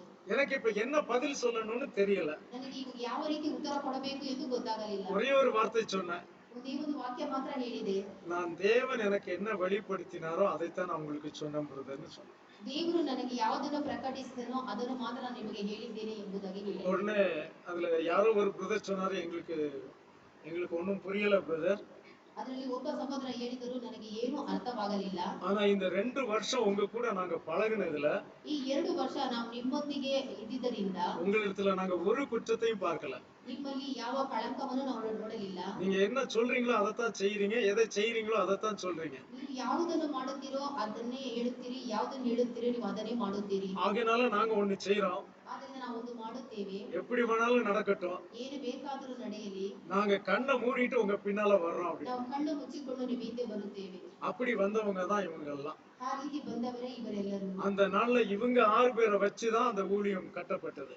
ಆ ದಿನದಲ್ಲಿ ಈ 6 ಜನರನ್ನು ಇಟ್ಟುಕೊಂಡೇ ಆ ಸೇವೆ அப்ப ಮುಂದುವರಿಯಿತು. அன்றைக்கு என்னிடத்தில் வந்த ஒளியை நான் மறைத்து வைத்திருந்தால், ಆ ದಿನದಲ್ಲಿ ನನ್ನಲ್ಲಿ ಬಂದಂತ ಆ ಬೆಳಕನ್ನು ನಾನು ಮುಚ್ಚಿಕೊಂಡಿದ್ದರೆ, எனக்கு வரக்கூடிய இந்த எதிர்ப்புகளை தாண்டி நான் எதிர்ப்புகளுக்கு பயந்து நான் அதை மூடி வைத்திருந்தால், ನಾನು ಆ ದಿನಗಳಲ್ಲಿ ನನಗೆ ಬರುವಂತಹ ಈ ಆಪತ್ತುಗಳನ್ನು ನಾನು ಇಟ್ಟುಕೊಂಡು ಮುಚ್ಚಿಕೊಂಡಿದ್ದರೆ, இன்னைக்கு நீங்கள் யாருமே இந்த கூட்டத்தில் இல்லை. ಈ ದಿನದಲ್ಲಿ ನೀವು ಯಾರು ಈ ಗುಂಪಿನಲ್ಲಿ ಇರಲು ಸಾಧ್ಯವಿಲ್ಲ. ஆனால் யாகுவா இன்றைக்கு அதை சாதிக்க பண்ணினார். ಯಾಕೋ ಇದರಲ್ಲಿ ಅದನ್ನು ಸಾಧ್ಯ ಮಾಡಿದ್ದಾನೆ. ஹல்லேலூயா. ஹல்லேலூயா. அப்போ எனக்கு அந்த வார்த்தை வந்த அடுத்த வாரத்திலிருந்தே நான் அதை குறித்து பிரசங்கிக்க ஆரம்பித்தேன். ನನಗೆ ಬಂದಂತ ಆ ವಾಕ್ಯ ಬಂದಂತ ಕಡೆ ಬರೋ ವಾರದಿಂದನೇ ಅದನ್ನು ಬೋಧಿಸಲು ಪ್ರಾರಂಭಿಸಿದೆ. உங்களுக்கு இந்த ஒளி வந்து எத்தனையோ காலமாகி விட்டதல்லவா? ಆದರೆ ನಿಮಗೆ ಈ ಬೆಳಕು ಬಂದು ಎಷ್ಟೋ ಕಾಲವಾಯಿತಲ್ಲವೇ? இப்ப நீங்கள் எழுந்து பிரகாசிக்க வேண்டிய நேரம் ஆகி விட்டதல்லவா? ನೀವು ಎದ್ದು ಪ್ರಕಾಶಿಸಲು ಸಮಯ ಬಂತಲ್ಲವೇ? இப்ப நான் ஒருவன் இந்த பிரகாசிக்க ஆரம்பித்து இதிலிருந்து ஒரு பெரும் கூட்டம் கூடினது. ನಾನು ಈ ಬೆಳಕಿನಿಂದ ಬೋಧನೆ ಮಾಡಿ ಒಂದು ಗುಂಪು ಸೇರಿತು. பாஸ்டர்களுக்கெல்லாம் ஞானஸ்நானம் கொடுக்க யாகுவ கிருபை செய்தார். ದೊಡ್ಡ ದೊಡ್ಡ ಪಾಸ್ಟರ್ಗಳಿಗೆಲ್ಲ ದೀಕ್ಷಾಸ್ನಾನ ಕೊಡಲು ಯಾಕೋ ಕೃಪೆ ಮಾಡಿದ್ದಾನೆ. அநேக நாட்டில் உள்ள ஜனங்களுக்கு வேற தேசத்தில் உள்ள ஜனங்களுக்கெல்லாம் சத்தியத்தை சொல்ல யாகுவ கிருபை செய்தார். ಹೊರ ದೇಶಗಳಲ್ಲಿರುವ ಅನೇಕ ದೇಶಗಳಿಗೆ ಸತ್ಯವನ್ನು ಹೇಳಲು ದೇವರು ನನಗೆ ಸಹಾಯ ಮಾಡಿದನು. இப்ப நான் எங்கேயும் போய் ட்ரைனிங் எடுக்கல. ನಾನು ಎಲ್ಲಿ ಹೋಗಿ ಅಭ್ಯಾಸ ಮಾಡಲಿಲ್ಲ. அப்ப நீங்கள் ஏன் அதை செய்யக்கூடாது? ಏಕೆ ನೀವು ಅದೇ ರೀತಿ ಮಾಡಲು ಆಗಲಿಲ್ಲ? இப்ப நீங்கள் அப்படி செய்ய ஆரம்பித்தால், ಈಗ ನೀವು ಆ ರೀತಿ ಮಾಡಲು ಪ್ರಾರಂಭಿಸಿದರೆ, நீங்கள் ஒவ்வொருவருமே ஒரு ராஜ்யமாய் மாறி இருக்க வேண்டும் அல்லவா? ನೀವು ಪ್ರತಿಯೊಬ್ಬರು ಒಂದು ರಾಜ್ಯವಾಗಿ ಮಾರ್ಪಡಬೇಕಿತ್ತಲ್ಲವೇ? நீங்கள் ஒவ்வொருவருமே ஒரு சபையாக மாறி இருக்க வேண்டும் அல்லவா? ನೀವು ಪ್ರತಿಯೊಬ್ಬರು ಒಂದೊಂದು ಸಭೆಯಾಗಿ ಮಾರ್ಪಡಬೇಕು. இன்னும் எத்தனை நாள் ஒருவர் இங்கிருந்து போதிக்க வேண்டும், நாம் அதை கேட்டுக்கொண்டே இருக்க வேண்டும் என்ற எண்ணத்தில் இருப்பீர்கள். ಇನ್ನು ಎಷ್ಟು ದಿನ ಒಬ್ಬರು ಬೋಧನೆ ಮಾಡುತ್ತಾ ಇರಬೇಕು, ನಾವು ಅದು ಕೇಳಿಸಿಕೊಂಡು ಇರಬೇಕು ಎಂದು ಅನಿಸುತ್ತೀರಿ. அப்ப அந்த நிலைமை சரியில்லை அல்லவா? ಆ ಪರಿಸ್ಥಿತಿ ಸರಿ ಅಲ್ಲವೇ? இப்ப நீங்கள் என்ன செய்ய வேண்டும்? ಆದ್ದರಿಂದ ನೀವು ಏನು ಮಾಡಬೇಕು? நீங்கள் உங்கள் கம்ஃபர்ட் ஜோனில் இருந்து நீங்கள் எழும்ப வேண்டும். ನೀವು ನಿಮ್ಮ ತೃಪ್ತಿಕರವಾದ ಜೀವನದಲ್ಲಿ ಎದ್ದೇಳಬೇಕು. உங்களில் உள்ள வெளிச்சத்தை நீங்கள் பிரகாசிக்க ஆரம்பிக்க வேண்டும். ನಿಮ್ಮಲ್ಲಿ ಬಂದಂತ ಬೆಳಕಿನ ಮುಖಾಂತರ ನೀವು ಪ್ರಕಾಶಿಸಲು ಪ್ರಾರಂಭಿಸಬೇಕು. நான் கிட்டத்தட்ட 2000-3000 பேரிடத்தில் நான் இதை பேசி ನಾನು இருப்பேன். ಹೆಚ್ಚು ಕಮ್ಮಿ 2-3 ಸಾವಿರ ಜನಗಳ ಬಳಿ ಇದರ ಬಗ್ಗೆ ಮಾತನಾಡಿದ್ದೇನೆ. என் தொண்டையை அப்படி இருக்குவது போல இருக்கும் சிலரிடத்துல பேசும் பொழுது. ನನ್ನ ಗಂಟಲನ್ನು ಇಸುವ ಹಾಗೆ ಇರುತ್ತದೆ ಕೆಲವರ ಬಳಿಯಲ್ಲಿ ಮಾತನಾಡುವಾಗ. எப்படி கேள்வி எல்லாம் என்னிடத்தில் கேட்பார்கள் தெரியுமா? ಯಾವ ರೀತಿ ಪ್ರಶ್ನೆ ನನ್ನ ಬಳಿಯಲ್ಲಿ ಕೇಳುತ್ತಿದ್ದರು ಗೊತ್ತಾ? அவர்களுக்கெல்லாம் சில சமயம் பதில் சொல்ல முடியாதபடிக்கு அப்படியே தொண்டை இறுகி விடும். ಅವರಿಗೆಲ್ಲ ನಾನು ಉತ್ತರ ಹೇಳಲು ಆಗದೆ ಕೆಲವು ಸಮಯದಲ್ಲಿ ನನ್ನ ಗಂಟಲು ಇಸುಕಿಕೊಳ್ಳುತ್ತಿತ್ತು. இப்படி 2000-3000 பேருக்கு சொன்னதிலே ಈ ರೀತಿ 2-3 ಸಾವಿರ ಜನಗೆ ಹೇಳಿದ್ದರಿಂದ 20 அல்லது 30 பேர் தான் அதை விசுவாசித்து வந்தார்கள். 20-30 ಜನರು ಮಾತ್ರ ಅದನ್ನು ನಂಬಿ ನನ್ನ ಹಿಂದೆ ಬಂದರು. எளிதாக நீங்கள் வந்து விடவில்லை. ನೀವು ಸುಲಭವಾಗಿ ಇಲ್ಲಿಗೆ ಬರಲಿಲ್ಲ. நிச்சயமாக இதற்காக பிரயாசப்பட வேண்டியதா இருந்தது. ಇದಕ್ಕೋಸ್ಕರ ನಾನು ಪ್ರಯಾಸ ಪಡಲೇಬೇಕಾಗಿತ್ತು. என்னுடைய சாப்பாட்டை பத்தி, ஓய்வை பத்தி பிரதருக்கு நல்லா தெரியும். ನನ್ನ ಊಟದ ಬಗ್ಗೆ, ನನ್ನ ವಿರಾಮದ ಬಗ್ಗೆ. நைட் டியூட்டி பண்ணிட்டு வந்து பகல் முழுவதும் உபதேசம் பண்ணி கொண்டு இருப்பேன். ನಾನು ರಾತ್ರಿ ಕೆಲಸ ಮಾಡಿಕೊಂಡು ಹಗಲಿನಲ್ಲಿ ಉಪದೇಶವನ್ನು ಮಾಡುತ್ತಿದ್ದೆ. எப்பொழுது எனக்கு ஓய்வு? ಯಾವಾಗ ನನಗೆ ವಿರಾಮ ಸಿಗುತ್ತಿತ್ತು? நான் படுக்கலாம் என்று போவேன். அப்பொழுதுதான் ஒரு பிரதர் வந்து, பிரதர் இதுக்கு எனக்கு ஒரு விளக்கம் சொல்லுங்கன்னு கேட்டுட்டு இருப்பார். ನಾನು ಮಲಗಲು ಹೋಗುವ ಸಮಯದಲ್ಲಿ ಒಬ್ಬರು ಬಂದು ನನಗೆ ಬ್ರದರ್ ಇದಕ್ಕೆ ನನಗೆ ವಿವರಣೆ ಹೇಳಿ ಎಂದು ಬರುತ್ತಿದ್ದರು. அதிகமா செந்தில் பிரதர் என் கூடவே இருந்ததுனால அப்படி செய்வார். அதே மாதிரி இவரே ஜோசப் பெர்னாண்டோ என்னை உறங்கவே விட மாட்டார். ನನ್ನನ್ನು ಮಲಗಲು ಬಿಡುತ್ತಿರಲಿಲ್ಲ. அப்ப உறக்கமும் இல்லாம டியூட்டியும் பண்ணிட்டு நான் உண்மையிலே ஒரு நாள் பிரதர் வர்கீஸோட நான் சைக்கிள்ல போயிட்டு இருக்கிறேன். ಒಂದು ದಿನ ನಾನು ಬ್ರದರ್ ವರ್ಗೀಸ್ ಜೊತೆ ಸೈಕಲ್ ಅಲ್ಲಿ ಹೋಗುತ್ತಿದ್ದೆ. என்னுடைய சைக்கிள் அங்க இருக்கிறது. ನನ್ನ ಸೈಕಲ್ ಅಲ್ಲಿದೆ. நான் போய் அந்த சைக்கிளை எடுக்கணும்னு இப்படி கையை நீட்டுறேன். ನಾನು ಹೋಗಿ ನನ್ನ ಸೈಕಲ್ ತೆಗೆದುಕೊಳ್ಳಬೇಕು, ಕೈಯನ್ನು ಚಾಚುತ್ತೇನೆ. என்னால முடியல. ನನ್ನಿಂದ ಆಗಲಿಲ್ಲ. அவ்வளவு பலவீனமாயிட்டேன். ಅಷ್ಟು ಬಲಹೀನ ಆಗಿದೆ. அப்புறம் பிரதர் வர்கீஸ் பிரதர் என்னையும் கூட்டிட்டு அந்த 2 சைக்கிளையும் கொண்டு என் ரூம் வரைக்கும் விட்டுட்டு போனாரு. ಆಗ ವರ್ಗೀಸ್ ಸಹೋದರ ನನ್ನನ್ನು ಕರೆದುಕೊಂಡು ಸೈಕಲ್ ಅನ್ನು ತೆಗೆದುಕೊಂಡು ನನ್ನ ರೂಮಿನ ಬಳಿಯಲ್ಲಿ ಬಿಟ್ಟರು. சோ அந்த அளவுக்கு அன்றைக்கு அந்த ஒளியை பிரகாசிக்க செய்தோம். ಆ ದಿನಗಳಲ್ಲಿ ಆ ಬೆಳಕನ್ನು ನಾವು ಪ್ರಕಾಶಿಸಲು ಮಾಡಿದೆ. இன்றைக்கு வரைக்கும் தேவன் என்னை நடத்தி கொண்டு ಇಲ್ಲಿಯ வருகிறார். ತನಕ ದೇವರು ನಡೆಸಿಕೊಂಡು ಬರುತ್ತಿದ್ದಾನೆ. ஒரு நாளும் அவர் என்னை வெட்கப்பட விடவில்லை. ಒಂದು ದಿನವೂ ಆತನನ್ನು ನಾಚಿಕೆಗೀಡಾಗಲು ஒரு ಬಿಡಲಿಲ್ಲ. நாளும் அவர் என்னை கைவிடவில்லை. ಒಂದು ದಿನವೂ ಆತ ನನ್ನನ್ನು ಕೈ அருமையான ಬಿಡಲಿಲ್ಲ. தேவ பிள்ளைகளே, ಪ್ರಿಯ ದೇವರ ಮಕ್ಕಳೇ, என்னை நடத்தின தேவன் உங்களை நடத்த வல்லவராய் இருக்கிறார். ನನ್ನನ್ನು ನಡೆಸಿದಂತ ದೇವರು ನಿಮ್ಮನ್ನು ನಡೆಸಲು ಶಕ್ತನಾಗಿದ್ದಾನೆ. அவர் நேற்றும் இன்றும் என்றும் மாறாதவராய் இருக்கிறார். ಆತನು ನಿನ್ನೆ ಇವತ್ತು ನಾಳೆ ಎಂದಿಗೂ ಮಾರ್ಪಡುವವನಲ್ಲ. யாகுஷுவா சொன்னார், ಯಾಕೋಬ ಹೇಳುತ್ತಾನೆ, ஓநாய்களுக்குள்ளே அனுப்புகிறதை போல நான் உங்களை அனுப்புகிறேன் என்று சொன்னார். ನನ್ನ ತೋಳಗಳ ಬಳಿಯಲ್ಲಿ ಕಳಿಸುವ ಹಾಗೆ ನಾನು ನಿಮ್ಮನ್ನು ಕಳಿಸುತ್ತಿದ್ದೇನೆ. சவுல் அப்போஸ்தலனும் அதையே சொன்னார். ಸೌಲನಾದ ಅಪೊಸ್ತಲನು ಅದೇ ರೀತಿ ಹೇಳಿದನು. உங்களை ஓநாய்களுக்குள்ளே அனுப்புகிறது போல அனுப்புகிறேன். ನಾನು ತೋಳಗಳ ಬಳಿಯಲ್ಲಿ ಕಳಿಸುವ ಹಾಗೆ ನಿಮ್ಮನ್ನು ಕಳಿಸುತ್ತೇನೆ. அருமையான தேவ பிள்ளைகளே, ಪ್ರಿಯ ದೇವರ ಮಕ್ಕಳೇ, இந்த உலகம் ஓநாய்கள் தான். ಈ ಲೋಕವು ತೊಳಗಳಾಗಿವೆ. அது இருட்டிலே ஊளையிடுகிற ஓநாய்கள். ಅದು ಕತ್ತಲಲ್ಲಿ ಕೂಗುವಂತ ஆனால் ತೊಳಗಳಾಗಿವೆ. அவர்களுக்குள்ளே நீங்கள் கடந்து செல்ல வேண்டும். ನೀವು ಅವರ ಬಳಿಯಲ್ಲಿ ಖಂಡಿತವಾಗಲೂ நீங்கள் ಹೋಗಬೇಕು. அவர்களுக்குள்ளே கடந்து சென்று உங்கள் ஒளியை பிரகாசிக்க வேண்டும். ನೀವು ಅವರ ಬಳಿಯಲ್ಲಿ ಹೋಗಿ ನೀವು ಬೆಳಕನ್ನು ಪ್ರಕಾಶಿಸಬೇಕು. அப்பொழுது அங்கே இருக்கிற இருள் மாறி போகும். ಆಗ ಅಲ್ಲಿ ಇರುವಂತ ಕತ್ತಲೆ ನೀಗಿಸುತ್ತದೆ. ஆதியாகமத்தில் தேவன் சொன்ன கட்டளை வெளிப்படுத்தின விசேஷத்தில் நிறைவேறும் பொழுது அந்த நிறைவேறின ஒருவரில் நீங்களுமாய் இருப்பீர்கள். ಆದಿಕಾಂಡ 1ನೇ ಅಧ್ಯಾಯದಿಂದ ಹಿಡಿದು ಪ್ರಕಟಣೆ 22ನೇ ಅಧ್ಯಾಯದಲ್ಲಿ ಬಂದಂತ காரணம் அவருடைய வார்த்தை வெறுமையாய் திரும்பாது. ಕಾರಣ ಆತನ ವಾಕ್ಯ ವ್ಯರ್ಥವಾಗಿ ಹಿಂತಿರುಗುವುದಿಲ್ಲ. அவர் சொன்னதை கண்டிப்பாக அது செய்துவிட்டு தான் திரும்பும். ಅದು ಹೇಳಿದ ಹಾಗೆ ಖಂಡಿತವಾಗಿ ನೆರವೇರಿಸಿ ಆತನ ಬಳಿಗೆ ಹಿಂತಿರುಗುತ್ತದೆ. அப்படி அது சொன்னதை நிறைவேற்றும் பொழுது ಆ ರೀತಿ ಅದು ಮಾಡಿ ನೆರವೇರಿಸಿದ ಮೇಲೆ அந்த வார்த்தையின் நிறைவேறுதலில் ஒரு பாகமாக நான் இருக்க வேண்டும். ಆ ವಾರ್ತೆಯ ನೆರವೇರಿದ ಹಾಗೆ ಒಂದು ಭಾಗ ನಾನಾಗಿರಬೇಕು. அந்த வார்த்தையின் நிறைவேறுதலில் ஒரு பாகமாக நீங்கள் இருக்க வேண்டும். ಆ ವಾಕ್ಯದಲ್ಲಿ ನೆರವೇರಿರುವ ಹಾಗೆ ಒಂದು ಭಾಗ ನೀವಾಗಿರಬೇಕು. சொல்லுங்க பார்க்கலாம், நான் அந்த நிறைவேறுதலில் ஒரு பாகமாக இருக்க வேண்டும். ಆ ನೆರವೇರುವುದರಲ್ಲಿ ನಾನು ಒಂದು ಭಾಗವಾಗಿದ್ದೇನೆ. ஹல்லேலூயா. நான் இருப்பேன் என்று என்னை ஒப்புக் கொடுக்கிறேன். ನಾನು ಇರುತ್ತೇನೆ ಎಂದು ಒಪ್ಪಿಸಿಕೊಡುತ್ತೇನೆ. அருமையான தேவ பிள்ளையே, ದೇವರ ಮಕ್ಕಳೇ, நீங்கள் மேலேயோ கீழேயோ ನೀವು ಮೇಲೆಯೋ ಕೆಳಗೆಯೋ வடக்கையோ தெற்கையோ நீங்கள் எங்கேயும் பார்க்க வேண்டிய அவசியம் இல்லை. ಪಕ್ಷಕ್ಕೆ ನೋಡುವ ಅವಶ್ಯಕತೆ ಇರುವುದಿಲ್ಲ. அவருடைய நாமத்திலே நீங்கள் புறப்பட்டு போங்கள். ಅದರ ನಾಮದಲ್ಲಿ ಹೊರಟು ಹೋಗಿರಿ. ஒன்றுமில்லாதிருந்த எனக்கு இவ்வளவு பெரிய கூட்டத்தை தந்த தேவன் ಏನು ಇಲ್ಲದೆ ಇರುವ ನನಗೆ ಇಷ್ಟು ದೊಡ್ಡ ಗುಂಪನ್ನು ಕೊಟ್ಟಂತ ದೇವರು உங்கள் ஒவ்வொருவருக்கும் தருவார். ನಿಮ್ಮ ಪ್ರತಿಯೊಬ್ಬರಿಗೂ ಕೊಡುತ್ತಾನೆ. எத்தனை பேர் அதை விசுவாசிக்கிறீங்க? எத்தனை பேர் எழுப்பி பிரகாசிக்க விரும்புறீங்க? ಎಷ್ಟು ಜನ ಎದ್ದೇಳಿ ಪ್ರಕಾಶಿಸಲ್ಪಡುತ್ತೀರಿ? ஒரு நாளை தீர்மானியுங்கள். ಒಂದು ದಿನವನ್ನು ತೀರ್ಮಾನಿಸಿ. இந்த நாளிலிருந்து நான் அவருக்கென்று ஊழியம் செய்ய ಈ போவேன். ದಿನಗಳಲ್ಲಿ ನಾನು ಆತನಿಗೂ ಸೇವೆ ಮಾಡಲು அவருக்கென்று ஒரு கூட்டத்தை நான் கூட்டுவேன். ಅವರಿಗೋಸ್ಕರ ಒಂದು ಗುಂಪನ್ನು ಸೇರಿಸುತ್ತೇನೆ. இருளில் இருக்கிற ஜனங்களை நான் வெளிச்சத்திற்குள் கொண்டு வருவேன். ಕತ್ತಲೆಯಿರುವ ಜನರನ್ನು ಬೆಳಕಿಗೆ ಸೇರಿಸುತ್ತೇನೆ. உங்கள் வாழ்க்கையில் ஒரு தீர்மானத்தை எடுங்கள் ನಿಮ್ಮ பிரியமானவர்களே. ಜೀವನದಲ್ಲಿ ಒಂದು ತೀರ್ಮಾನ ತೆಗೆದುಕೊಳ್ಳು ಪ್ರೀತಿಯ ದೇವರ நான் ಮಕ್ಕಳೇ. தீர்மானம் எடுத்தே நான் அழிந்து போகவில்லை. ನಾನು ತೀರ್ಮಾನ ತೆಗೆದುಕೊಂಡೆ ನಾನು ಹಾಳಾಗಿ ಹೋಗಲಿಲ್ಲ. இன்றைக்கு ஜீவனுள்ள சாட்சியாக உங்கள் முன்பாக நான் நிற்கிறேன். ಈ ದಿನ ಜೀವಂತ ಸಾಕ್ಷಿಯಾಗಿ ನಿಮ್ಮ ಮುಂದೆ ನಾನು ನಿಂತುಕೊಂಡಿದ್ದೇನೆ. ஆனால் இப்பொழுது நீங்கள் புறப்பட்டு போனால் அதுதான் என்னுடைய ஊழியத்தின் வெற்றி. ನೀವು ಈಗ ಎದ್ದು ಹೋದರೆ ಅದೇ ನನ್ನ ಬೋಧನೆಯ ಅದು ಸಾಕ್ಷಿಯಾಗಿರುತ್ತದೆ. நீங்கள் ஒவ்வொருவரும் பிரகாசிக்கிற விளக்காய் காணப்பட ನೀವು வேண்டும். ಪ್ರತಿಯೊಬ್ಬರು ಹೊಳೆಯುವ ಪ್ರಕಾಶವಾಗಿರಬೇಕು. கடைசியாக ஒரு வசனம், ಕಡೆಸಿಯಾಗಿ 1 பேதுரு 2ஆம் அதிகாரம் 9ஆம் வசனம். 1 Peter chapter 2 verse 9. 1 ಪೇತ್ರನ ಪುಸ್ತಕ 2ನೇ ಅಧ್ಯಾಯ 9ನೇ ವಚನ. ನೀವಾದರೂ ನಿಮ್ಮನ್ನು ಕತ್ತಲೆಯೊಳಗಿಂದ ಕರೆದು ತನ್ನ ಆಶ್ಚರ್ಯಕರವಾದ ಬೆಳಕಿನಲ್ಲಿ ಸೇರಿಸಿದಾತನ ಗುಣ ಅತಿಶಯಗಳನ್ನು ಪ್ರಚಾರ ಮಾಡುವವರಾಗುವಂತೆ ದೇವರಾದುಕೊಂಡ ಜನಾಂಗವು, ರಾಜವಂಶದ ಯಾಜಕರು, ಮೀಸಲಾದ ಜನವು, ದೇವರ ಸ್ವಕೀಯ ಪ್ರಜೆಯೂ ಆಗಿದ್ದೀರಿ. ஆமென். அல்லேலூயா. ಆಮೆನ್. தேவன் நமக்கு எவ்வளவு பெரிய பட்டங்களை கொடுக்கிறார் என்று பாருங்கள், பதவிகளை கொடுக்கிறார் என்று பாருங்கள். ದೇವರು ನಮಗೆ ಎಷ್ಟು ದೊಡ್ಡ ಪದವಿಯನ್ನು ಕೊಡುತ್ತಾನೆ ಎಂಬುದಾಗಿ ನೋಡಿರಿ. நீங்களோ உங்களை அந்தகாரத்தினின்று தம்முடைய ஆச்சரியமான ஒளியினிடத்திற்கு வரவழைத்தவருடைய புண்ணியங்களை அறிவிக்கும்படிக்கு தெரிந்து கொள்ளப்பட்ட சந்ததி, ராஜரீகமான ஆசாரிய கூட்டம், பரிசுத்த ஜாதி, அவருக்கு சொந்தமான ஜனமாய் இருக்கிறீர்கள். அல்லேலூயா. இது ஒரு பெரிய அழைப்பு உங்களுக்கு அவர் கொடுத்திருக்கிறார். ಇದು ಒಂದು ದೊಡ್ಡ ಆತನು ಕರೆಯುವುದಾಗಿದ್ದಾನೆ. நீங்கள் உங்களை அந்தகாரத்திலிருந்து ஆச்சரியமான ஒளியினிடத்திற்கு வரவழைத்தவருடைய புண்ணியங்களை நீங்கள் அறிவிக்க ஆரம்பித்த உடனே ನಿಮ್ಮನ್ನು ಕತ್ತಲದಿಂದ ಕರೆದು ಆಶ್ಚರ್ಯಕರ ಬೆಳಕಿಗೆ ನಡೆಸಿಕೊಂಡಾಗ ಗುಣ ಆದರ್ಶಗಳನ್ನು ಪ್ರಚಾರ ಮಾಡುವವರಾಗುವಂತೆ உங்களுக்கு கிடைக்கிற முதல் பதவி என்ன?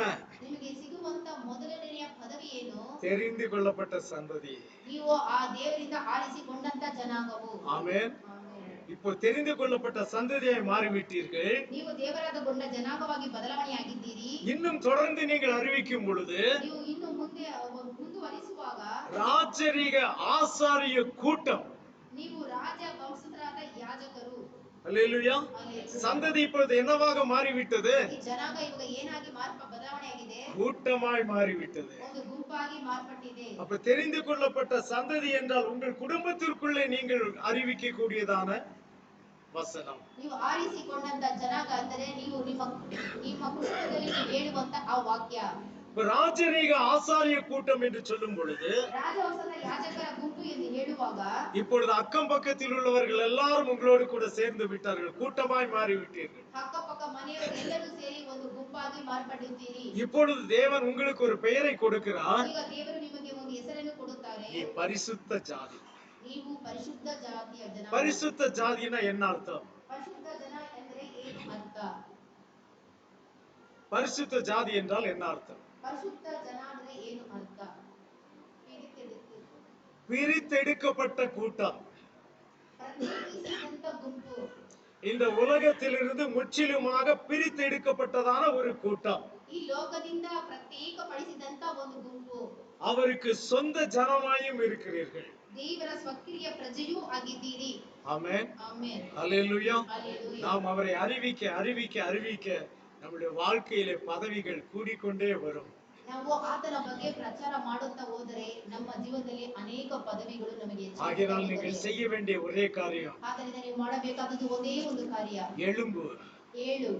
எழும்பி பிரகாசி.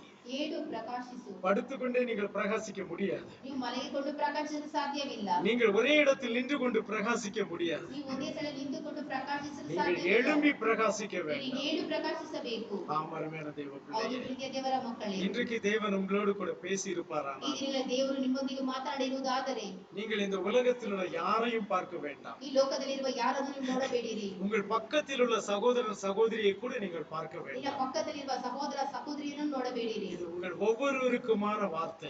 ಇದು ನಿಮ್ಮ ಪ್ರತಿಯೊಬ್ಬರಿಗೆ ಬರುವಂತ ಒಂದು ವಾಕ್ಯ. அவர் வர வேண்டும், இவர் வர வேண்டும் என்று யாருக்காகவும் நீங்கள் காத்திருக்க வேண்டிய அவசியம் இல்லை. ಅವರು ಬರಬೇಕು, ಇವರು ಬರಬೇಕು ಎಂದು ಯಾರಿಗೋಸ್ಕರ ಕಾಯ್ದುಕೊಂಡಿರುವ ಸಮಯವಿಲ್ಲ. உங்கள் ஒளியை நீங்கள் பிரகாசிக்க ஆரம்பித்து விடுங்கள். ನಿಮ್ಮಲ್ಲಿ ಬಂದಂತ ಆ ಬೆಳಕನ್ನು ಪ್ರಕಾಶಿಸಲು ಪ್ರಾರಂಭಿಸಿರಿ. உங்கள் நிலையை தேவன் நிச்சயமாக உயர்த்துவார். ನಿಮ್ಮ ಪರಿಸ್ಥಿತಿಯ ದೇವರು ಖಂಡಿತವಾಗಲೂ ಉನ್ನತಪಡಿಸುತ್ತಾನೆ. நீங்கள் மற்றவர்களைப் போல் அல்ல. ನೀವು ಬೇರೆಯವರ ಹಾಗೆ ಅಲ್ಲ. நீங்கள் பிரித்தெடுக்கப்பட்ட ஜாதி என்று தேவன் இந்த உலகத்துக்கு உங்களை வெளிப்படுத்துவார். ನಿಮ್ಮನ್ನು ಪ್ರತ್ಯೇಕಿಸಿದಂತ ಜನಾಂಗ ಎಂದು ದೇವರು ಈ ಲೋಕಕ್ಕೆ ತೋರಿಸಿಕೊಡುತ್ತಾನೆ. பிரகாசிக்கிற உன் ஒளியினிடத்திற்கு ஜாதிகளும், ಪ್ರಕಾಶಿಸುವಂತ ನಿನ್ನ ಬೆಳಕಿನ ಜೊತೆಗೆ ಜನಾಂಗಗಳು, உதிக்கிற உன் ஒளியினிடத்திற்கு ராஜாக்களும் கடந்து வருவார். ಉದಯಿಸುವ ನಿನ್ನ ಪ್ರಕಾಶದ ಬಳಿಯಲ್ಲಿ ರಾಜರು ಬರುವರು. உங்களில் இருக்கிற ஒளியை நாடி ராஜாக்கள் கூட வருவார்களாம். ನಿಮ್ಮ ಬಳಿಯಲ್ಲಿ ಇರುವಂತಹ ಬೆಳಕನ್ನು ನೋಡಿ ರಾಜರು ಬರುವರು. இது எல்லாம் எங்கே இருக்கிறது? ಇವು ಎಲ್ಲವೂ ಎಲ್ಲಿ ಇದೆ? உங்கள் கையில் தான் இருக்கிறது. ನಿಮ್ಮ ಕೈಯಲ್ಲಿದೆ. நீங்கள் படுத்து உறங்கினதெல்லாம் போதும். ನೀವು ಮಲೆಗೆ ನಿದ್ದೆ ಮಾಡಿದ್ದು ಸಾಕು. எழும்புங்க, ಎದ್ದೇಳಿರಿ, பிரகாசிக்க ஆரம்பிங்க. ಪ್ರಕಾಶಿಸಲು ಪ್ರಾರಂಭಿಸಿರಿ. உங்களை தேவன் இன்னும் அதிகமாக பிரகாசிப்பார். ದೇವರು ನಿಮ್ಮನ್ನು ಇನ್ನೂ ಅಧಿಕವಾಗಿ ಪ್ರಕಾಶಿಸುತ್ತಾನೆ. நாம் ஜெபிக்கலாம். ನಾವು ಪ್ರಾರ್ಥನೆ ಮಾಡೋಣ. எங்கள் பரலோக பிதாவே, இந்த நல்ல வேளைக்காக நாங்கள் உமக்கு நன்றி செலுத்துகிறோம். Our Heavenly Father, we thank you for this wonderful time. அப்பா, நீர் எங்கள் நிலைமையை பார்த்து நீர் எங்களோடு பேசினீர் என்று நாங்கள் விசுவாசிக்கிறோம் ஐயா. தேவரீர், எங்களுடைய வாழ்க்கை நாங்கள் வசனத்தில் கேட்ட வண்ணமாய் மாறும்படி எங்களுக்கு கிருபை செய்யும். Father, we believe that you spoke to us individually, and let our life change as per the word, Father. நாங்கள் இந்த உலகத்திற்கு வெளிச்சமாய் மாறும்படி எங்களுக்கு நீர் கிருபை செய்யும். Turn us as a light to this world, Father, that we may shine into this world. இந்த உலகத்தில் பிரகாசிக்கும்படி அதன் மூலமாக ஜனங்கள் ஜாதிகள் உம்மிடத்தில் வரத்தக்கதாக எங்களை எடுத்து நீர் பயன்படுத்த. Let the nations, Gentiles, ungodly people come to you through the light which is shining through me, Father. Bless your children, Father. இந்த வார்த்தை உடைய ஜனங்களுடைய இருதயத்திலே ஆழமாய் பாயட்டும். அவர்களை செயல்படுகிறவர்களாய் மாற்றும். Let this word go deeper into their heart and convert them according to you, Father. இந்த பிள்ளைகள் ஒவ்வொருவரையும் பேர் பேராய் தனித்தனியாய் நீர் ஆசீர்வதி. Bless every one of your children, Father. We surrender ourselves into your mighty hand. Father, we pray for Sister Renuka's husband. Let your hand touch him right now, Father. Enable us to hear a wonderful testimony once again, Father. Thank you. எல்லா துதியும் கனமும் மகிமையும் ஒருவருக்கே செலுத்துகிறோம். எங்கள் மீட்பரும் இரட்சகருமாகிய யாகுஷுவ மசீஹ் நாமத்தில் வேண்டிக் கொள்கிறோம் பிதாவே. ஆமென். யாகுவா உங்களை ஆசீர்வதிப்பாராக. யாகுவா ஷாலோம். ஆமென். ஹalleluya.